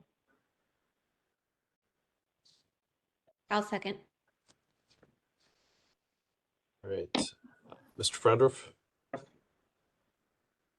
Mr. Lozier? Yes. Ms. Marinucci? Yes. Mr. Sandbury? Yes. And Mr. Talley. Did we lose Phil? Looks like Phil had to step away, but in any case, the motion to untable passes. So Chad, Tim, you have it, guys. Proceed. Yep. Thank you, everyone. We're here for the final design review of 50 West. We've got some generally similar plans. Nothing for the most part has changed dramatically, but more details and clarification on materials and what's going on all sides of the buildings. I think we could skip probably the first couple pages of the presentation and go to maybe the detail pages. And then Tim, if you want to walk the board through, well, I guess we could start with the landscape. But Tim, if you want to walk them through the different details, and I can add in comments where needed. Yes, that's fine. Actually, you go, I think it was back one page. Um, Yeah, yes. This is one thing that changed is the vehicular access point. What we ended up doing is we opened up the visibility for the pedestrians as well as the vehicles coming in and out, just to create better sight lines out of the garage. So that we would avoid any kind of pedestrian issues.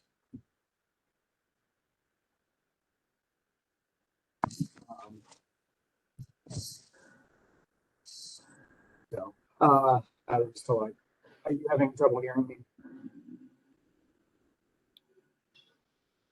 It sounds a little muffled. I don't know if everyone else can hear him clearly. Let me try something else. How is this? Is this better? About? Can you hear me? Sounds about the same. I'll just try to talk louder then, hopefully. Okay. Okay, we can go to the next. Skip a couple more pages. That just shows the vehicular and pedestrian view corridor and visibility. So just how we increase the view corridors for the pedestrians and the vehicles. So, okay. Next page. Next page. Next page.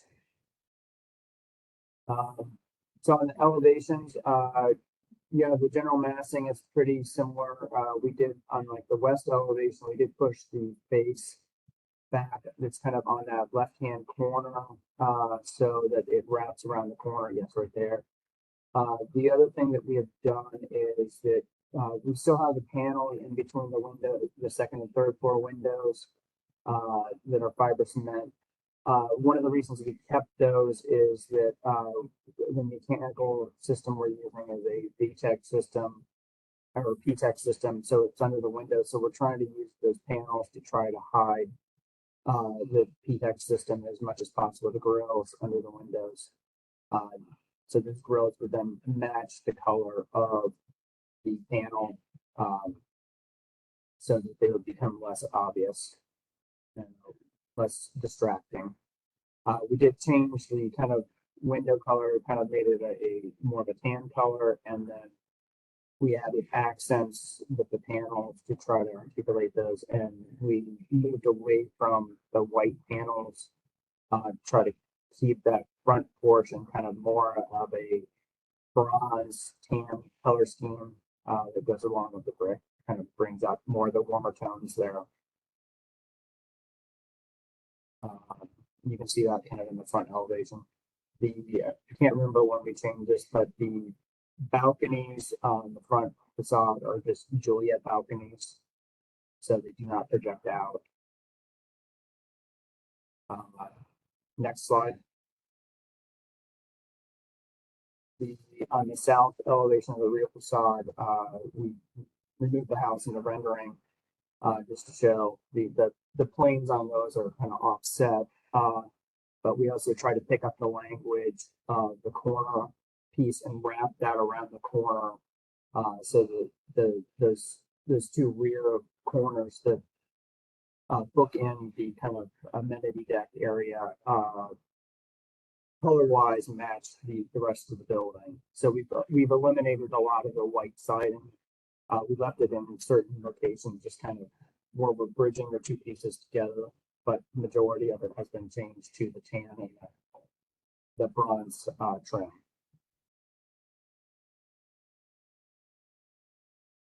Next slide. Just a perspective view, updated perspective view from the corner with the two existing historical buildings.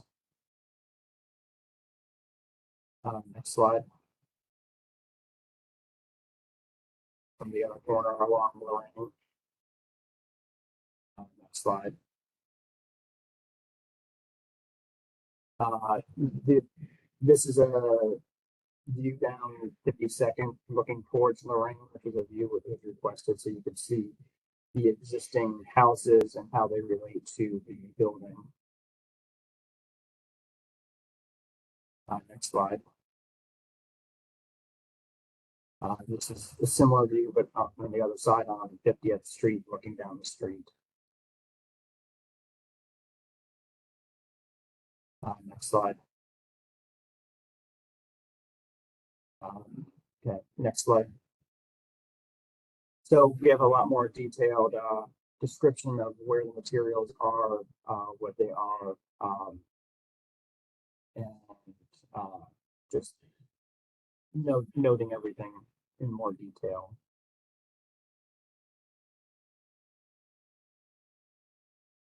The two existing buildings were more of a kind of a black window scheme. The new construction, we're doing more of a tan window scheme, with the exception of the storefront. The kind of the red brick portions, we have tan frames and bronze panels, and then the center portion has bronze windows and tan panels. So it's kind of flip flop, which is how the pieces are designed. So they kind of tie together materially, but appear different. Next, please. Just the materials along the side. Next slide.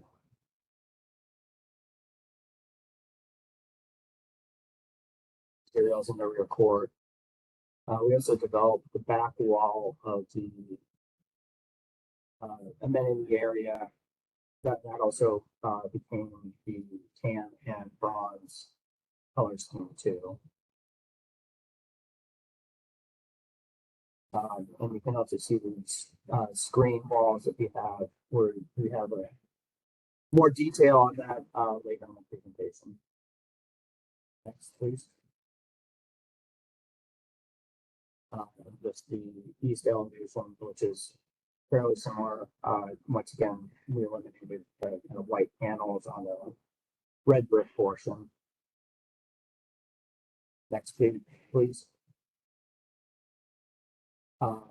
Just a section through the courtyard elevation. Next, please. The opposite direction of the courtyard. Next, please. Details kind of showing the two existing buildings and how we're what we're doing to those two buildings. So trying to replicate or trying to figure out what historically kind of existed with those storefronts, trying to introduce a little color variation with the charcoal panel with the black frames on both the buildings, and keeping the windows kind of simple, 1/1 single windows.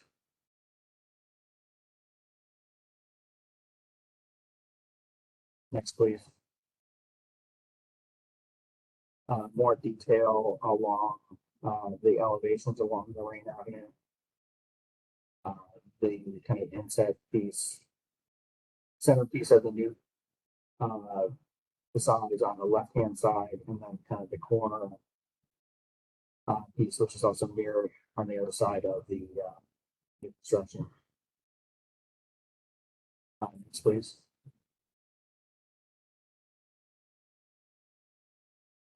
These are our typical kind of storefront details, calling out materials, colors.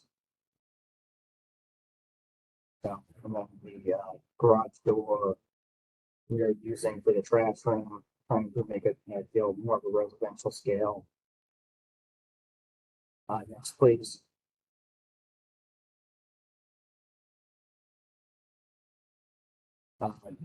General overall materials. So we got the kind of tan siding,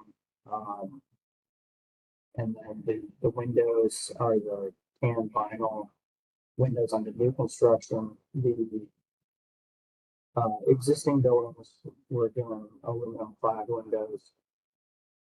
And then the metal coping cap is a kind of a dark bronze, which will match the trim. Some of the colors are a little bit off on this PDF. You have the glass rail, and then kind of the rest of the bronze finishes. So, and then the two brick options. One is the accent and one is the main color, and then it switched for that center portion. Next, please. Just kind of more detail on the finishes on that side elevation. You can kind of see the screen panel we have designated for the screening for the garage.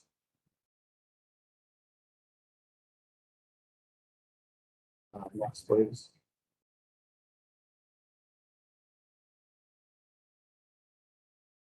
The pergola design that's kind of pushed back there. Wanted to push it back so it would provide some shade. The north side anyways, but it is just try to kind of keep it simple. So it's going to be a kind of a bronze color to match the rest of the building. Next on that. Next, please. This is kind of similar to the Lorraine Avenue elevation materials. These show the garage door plus the kind of walk-up units along the side streets. Next, please.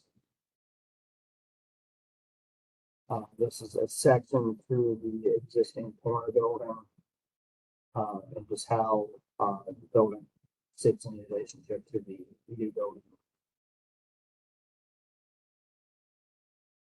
Next, please. Just the windows that we are recommending, finishes, material. Like I said, the single hung existing building, the black clad. The construction will be tan color, and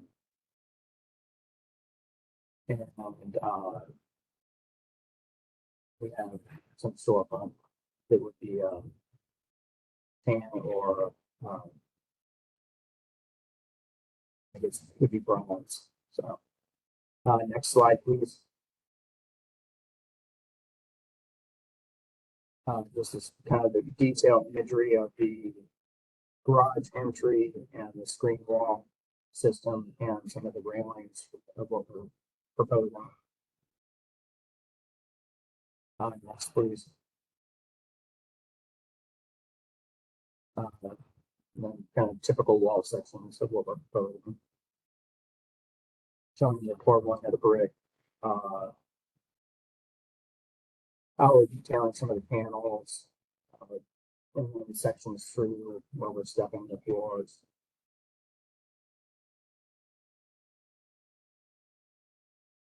Next, please. Some additional sections showing the transfer slab, the floor slab assembly, window conditions. Next, please. These are kind of more detailed sections. The windowsill windows, how they're being framed out.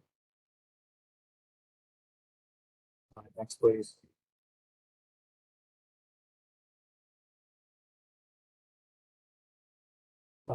This slide just shows, like, yeah, and this shows there's a couple of existing buildings. Chad, you want to handle this after? Yeah, so this particular picture or the several pictures we're looking at is what we'll call the middle portion of the property that's going to be torn down. Was used for a number of things, but generally it's a pretty nondescript, pretty rough shaped building that's part of the demo of what we'd like to do. And then I believe the next slide is shows the house that's behind the, if you go to the next slide. Yep, right here. This is a house that sits behind the two existing brick commercial buildings. This is off of 50th. This is currently pretty slanted when you look at it on site. This is something we propose to tear down as well as part of this development. And I believe this particular one sits outside of the landmarks for whatever that's worth.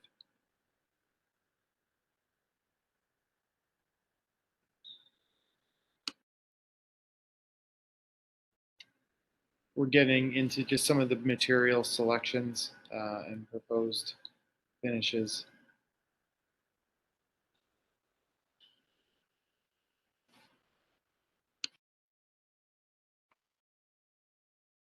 The hardy siding we're using all smooth finishes on this, not the wood grain.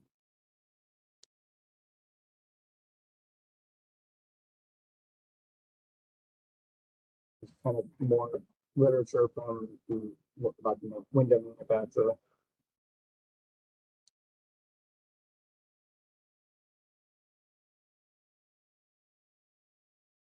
Exterior finishes. These are the vinyl windows that we're using in the construction.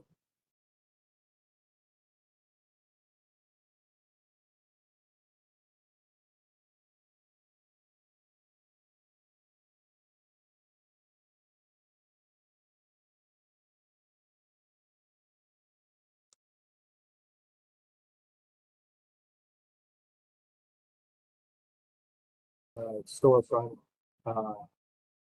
The black is for the existing building. The antique bronze and the medium bronze are for the new construction portion.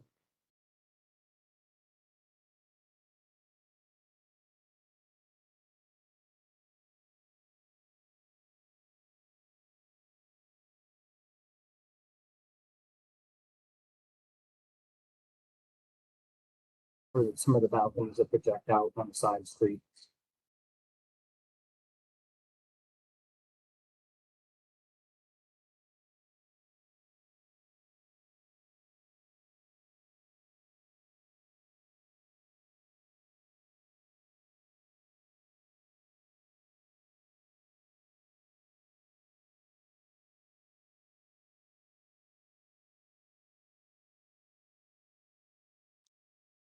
We're proposing for the glass rail.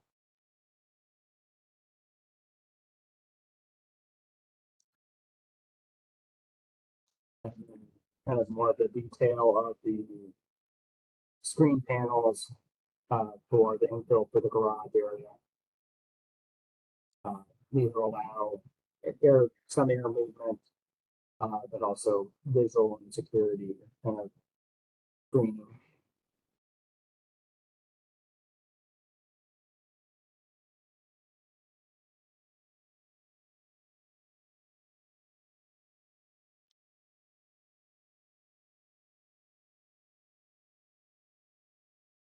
This is for the metal gazebo above the existing building. And that's it. So I just know if you have any questions.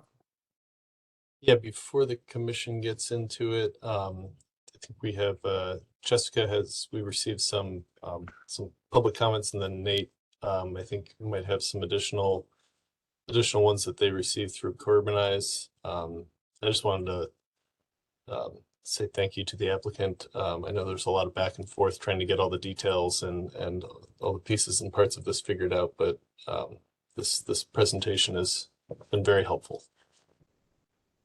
Thank you. So Jessica, do you want to start with summary of the public comment we got? So in addition to previously stated public comment, previously stated public comment included concerns on traffic, lack of parking. There were comments in support of the project, promoting the revitalization and building growth and making it more bike friendly. More recently, we had positive comments on revitalizing the area and one that did not like the Juliet balconies. And that's what we've got. Thank you. Nate's, And this is Nate Law with Ohio City Incorporated. Good afternoon, everybody. I could just also quickly speak to community process around this project. So this project was presented at the February 21st community meeting at Urban Community School, hosted by Ohio City Inc. The project was posted on Corbinize, which is a community engagement tool, online tool, on February 22nd. My place also, I believe, hosted 2 meetings at their offices open to interested parties. Corbinize is able to actually aggregate feedback that's received and run a report that they sent to us. I'm happy to share this with the committee afterwards, as well as anybody interested. So overall, the engagement was about 2,000 website views, 48 followers, 198 total comments on the project. And then it's also able to analyze community sentiment, and it analyzes keywords and phrases to determine if it's positive, negative, or neutral. It had 35% positive comments, 48% neutral, and 17% negative. So it's a really interesting tool to get community feedback. So thank you. I appreciate your time.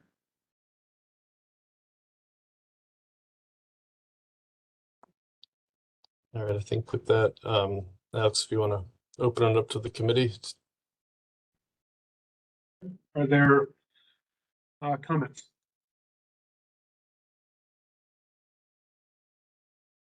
I will fill the silence with mine then. I think my main comments focus on materiality. On the back side of the project is vinyl siding, and we rarely, I don't think I've ever been a part of a vote that has approved vinyl siding on a project of this scale and caliber, and I don't think it would be appropriate to start to do so here. The building is large, and the vinyl siding goes up 4 stories, and so there is no true backside. The people who live on 50th would be looking at vinyl siding. We would not allow those homes to be clad in vinyl siding. I don't think we should allow a commercial project of this nature to be clad in vinyl. And that also, the comment also extends to the vinyl windows, which I don't think is appropriate. The hardy panels that are used, I think some of them are white. I would caution against using a white hardy panel. I think it would look rather dirty from almost the very beginning. And just as a matter of upkeep and looking better, I would caution against that. And then I'll reiterate, I understand why you put hardy panels under the windows. I think there are alternatives to the HVAC vents that you're considering there. And I think it would look a lot better without those hardy panels. Those, for the moment, are my main comments. I'll let others continue. Yeah, thanks, Alex. I do agree with Alex about the vinyl siding and the vinyl windows.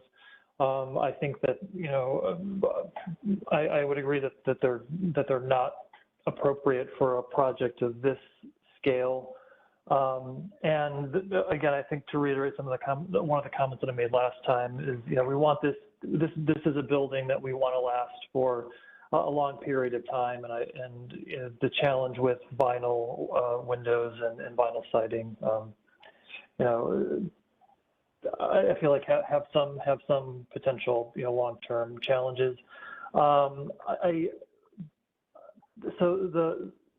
I also agree with Alex on the white hardy material as well. I don't know how my colleagues feel, but on the two side elevations, I feel that it's almost too stark a contrast between the brick and the other materials, that maybe it might feel better if it was the same color as the upper portion along Lorraine. I think that there's a little bit more cohesiveness to the overall design if maybe that changes to that more tan color.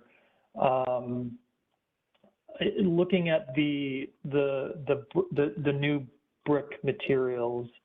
Again, I don't know if this is just the way that the slides are presented and are sort of showing up on my screen, but to me, the upper sort of the red, so the Brickcraft Cedar Creek, Brickfield #1 brick looks like it aligns with sort of the coloration on the renderings, but the brown, the Bowerstone Old English seems much redder than what's being presented in the renderings. The renderings make it seem like it's a little bit more tan or buff in color. So I just want to just highlight that.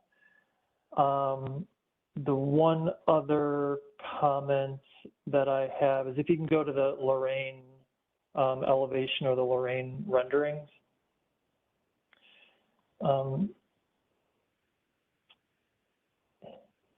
Yeah, there we go. If you can zoom into the sort of the center sort of buff portion on the new side.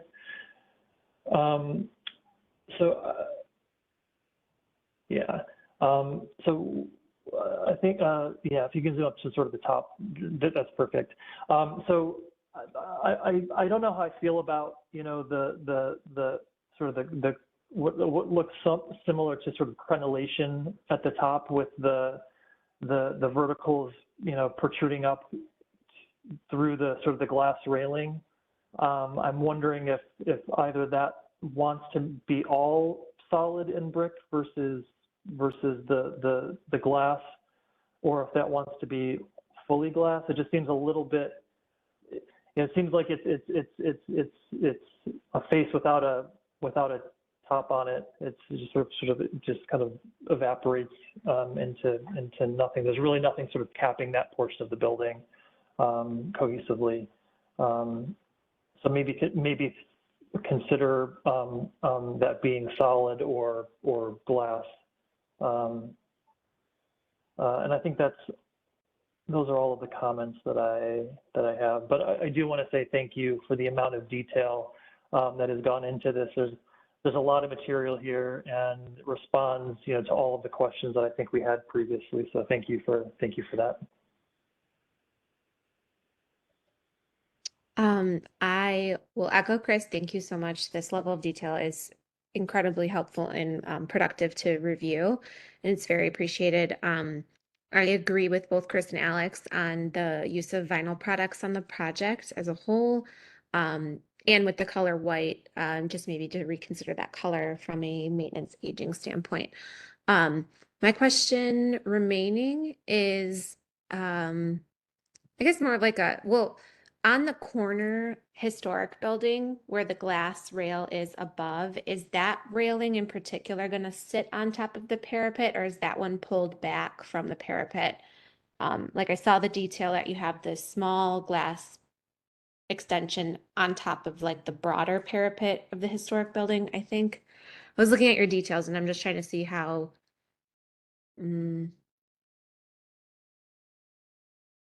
Thank you. Yeah. So we have the detail of the glass. Yeah, this one. Sorry, I don't know if we have that. Is that right there? That's a section right there. Sorry. Okay, so, okay, I did not see that one. It is pulled back from the face. Okay. I wonder, I don't know. I'm thinking of like, I was in Covington, Kentucky, which is a pretty robust historic district, and they had a building with a roof deck like this on top of the existing. And I remember being told that the reason it was so far back was because of the historic district requirements. Like it was like 3 feet off of that parapet. But I can't remember if that was a tax credit or not. So I don't know if Dan, if the committee or if there is some sort of requirement for that. But that was kind of my only thought or consideration for that treatment of the historic building in particular. And if there's not a specific requirement or recommendation there, then I think having it pulled back just a bit as you do now is okay with me. Yeah, as far as the Secretary of the Interior standards go, and Mike might be able to speak more to the tax credit end of how they're typically handled. But typically, the less you can see from the street of a new addition on top of an old building, the better. So, the glass railing system is certainly preferable as it essentially disappears from the eye. Having it step back a little is also preferable. I don't know, I'm not aware of any specific, number of feet that things are supposed to be set up. We certainly don't have a policy here in Cleveland for our Landmarks Commission about that. But typically, it's based on sightlines from the street. I don't know if, Mike, do you want to speak to that a little bit more if you've got anything to add? Yeah, there's no specific language anywhere. Typically, if you're doing a tax credit, if you're a reviewer or whoever at state or the federal level, what their preferences are. Typically, we try to stay, 5 to 10 feet away from the parapet with any kind of railing. But as long as it's minimally visible, glass and wire are definitely appropriate. And for this instance, I mean, it's really up to the board and to the landmarks ultimately what the preference is. But for this application, I don't think there's a big issue. Thank you. And I didn't mean to get in the weeds with tax credit or not, because I know that's not at play here, but I just was checking for my own reference. So I think as long as the profile of any framing that's visible, because I think the rendering shows a thicker profile, but the cut sheet product is a much thinner profile. I think that I'm okay with it set back a foot like it's drawn here. I think it's a foot, maybe 18 inches, but whatever that is. So thank you for everyone clarifying that for me.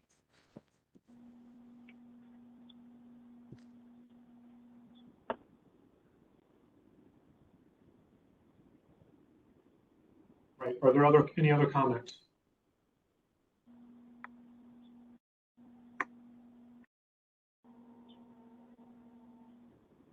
I think I would just reiterate what's already been said. The vinyl I don't think is appropriate. I would stay away from white. But yeah, I think everything's been said. So for time's sake, I'm done. All right. At the risk of being premature, would someone like to make a motion and incorporate the comments that I think are universally agreed upon? Would we be considering approval with the condition of no vinyl products, then the consideration to move from a white on the backside? Would that be acceptable? I mean, is that something? I would go ahead and throw the moving away from white in the conditions. I would just make them all conditions of the approval. Okay. Motion to approve as presented with the condition of no vinyl material and not using white on the backside of the building, and the consideration to move to a solid brick parapet on that lighter brick portion massing. Does that feel good? Just to make sure I get it, so recommend approval is presented with the condition that there be no use of vinyl, either siding or windows, and that no white on the rear. And then is it a condition about the railing and the parapet rising up, or is that just a recommendation? Only, Chris, unless you feel strongly, I think that would just be a recommendation or a suggestion. Yeah, I think recommendation is fine. And in the list of recommendations you give to the landmarks, I don't know if anyone else shares it, but I would like at least my recommendation of removing the hardy panels on the front given. You can note that it's just one person's opinion or however you word it, but. We typically we do a summary of the discussion for the commission, and then the actual motion as it was passed, but then we do provide some context for that as well if there was discussion. So we can certainly include that. Dan, do you need me to repeat the motion, or do we all feel clear on that? I think I have it now if everyone else Okay. is comfortable. Do we have a second? I'll second. Yeah, I'll roll. All right, Mr. Frondorf, Yes. Mr. Lozier, Yes. Ms. Marinucci, Yes. and Mr. Sandbury. Yes. All right, the motion passes. So Chad, I think we have you scheduled, we had you tentatively for, yeah, I think we have space on this upcoming meeting. So you're scheduled for June 8th, Cleveland Landmarks Commission, if you can make that. We can certainly talk this afternoon, go over details, any of that, but I think, yeah. Appreciate it. Yeah, We've got thank no you, approval. everyone. Yeah, thank you for your feedback and appreciate the process. Thank you, guys. All right, thank you. Thank you. All right, I don't have any administrative reports or anything. So Alex, I think if you want to adjourn, we're. If before I adjourn, if it's possible, could we work or have a rule or a suggestion or a strong preference that we limit the agenda so we don't go 2.5 hours? I think it's very challenging in the middle of the day. Yeah, it's I understand that we've it's been something we've been trying to do. You guys are a busy design review committee. We already have people lined up for the next meeting that didn't fit on this one. I don't know that there's a magic number. It's tough when we have a few larger projects. But yeah, we'll continue to try and I guess try a little harder. Dan, is the committee, are you guys able to do things, be a little bit more aggressive with your administrative approval? Because I feel like the first few applicants, they were, pretty easy, which is great, but it feels, Yeah. So I guess that kind of is a lot of part of that depends on you guys. We do there are some things we certainly do handle administratively. The first two, I guess the first couple signs, even the dormer addition, I guess the first few agenda items, even the the Joseph and Feist, those seemed like pretty straightforward, like not a huge deal. If it's not like Joseph and Feist, not super visible from anywhere outside their own property. We can certainly try and take more liberty. I don't know. I think there is a value in having, people outside of staff looking at signage in particular, just because, when the question gets asked inevitably, how did this go up? Who approved this? It's nice to be able to say, like, if it wasn't the full Landmarks Commission, at least it was Design Review Committee. It went through some process other than just staff looking at it. So I appreciate that, Dan.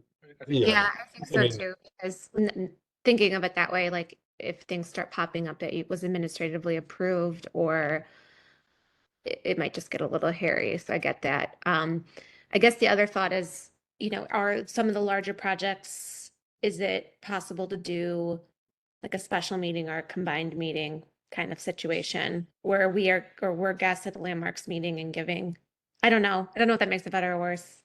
yeah, I guess if you guys want another meeting, we could always do a special meeting. Or I don't know how you guys feel about like subcommittees. If there's a larger project to have, a non-quorum number of people from the committee meet with the developer and staff to kind of go through some of the details and give feedback. The risk there is that everybody has different opinions, so a subcommittee might be made up of different opinions that, I guess I don't want to take people down a road if it ends up dead ending them. But the agendas have certainly, these meetings run as long as the Landmarks Commission meeting. So I'm open to ideas to how to try and get them to move a little faster. I think today it moved along nice, like at a good pace, considering how many projects we had.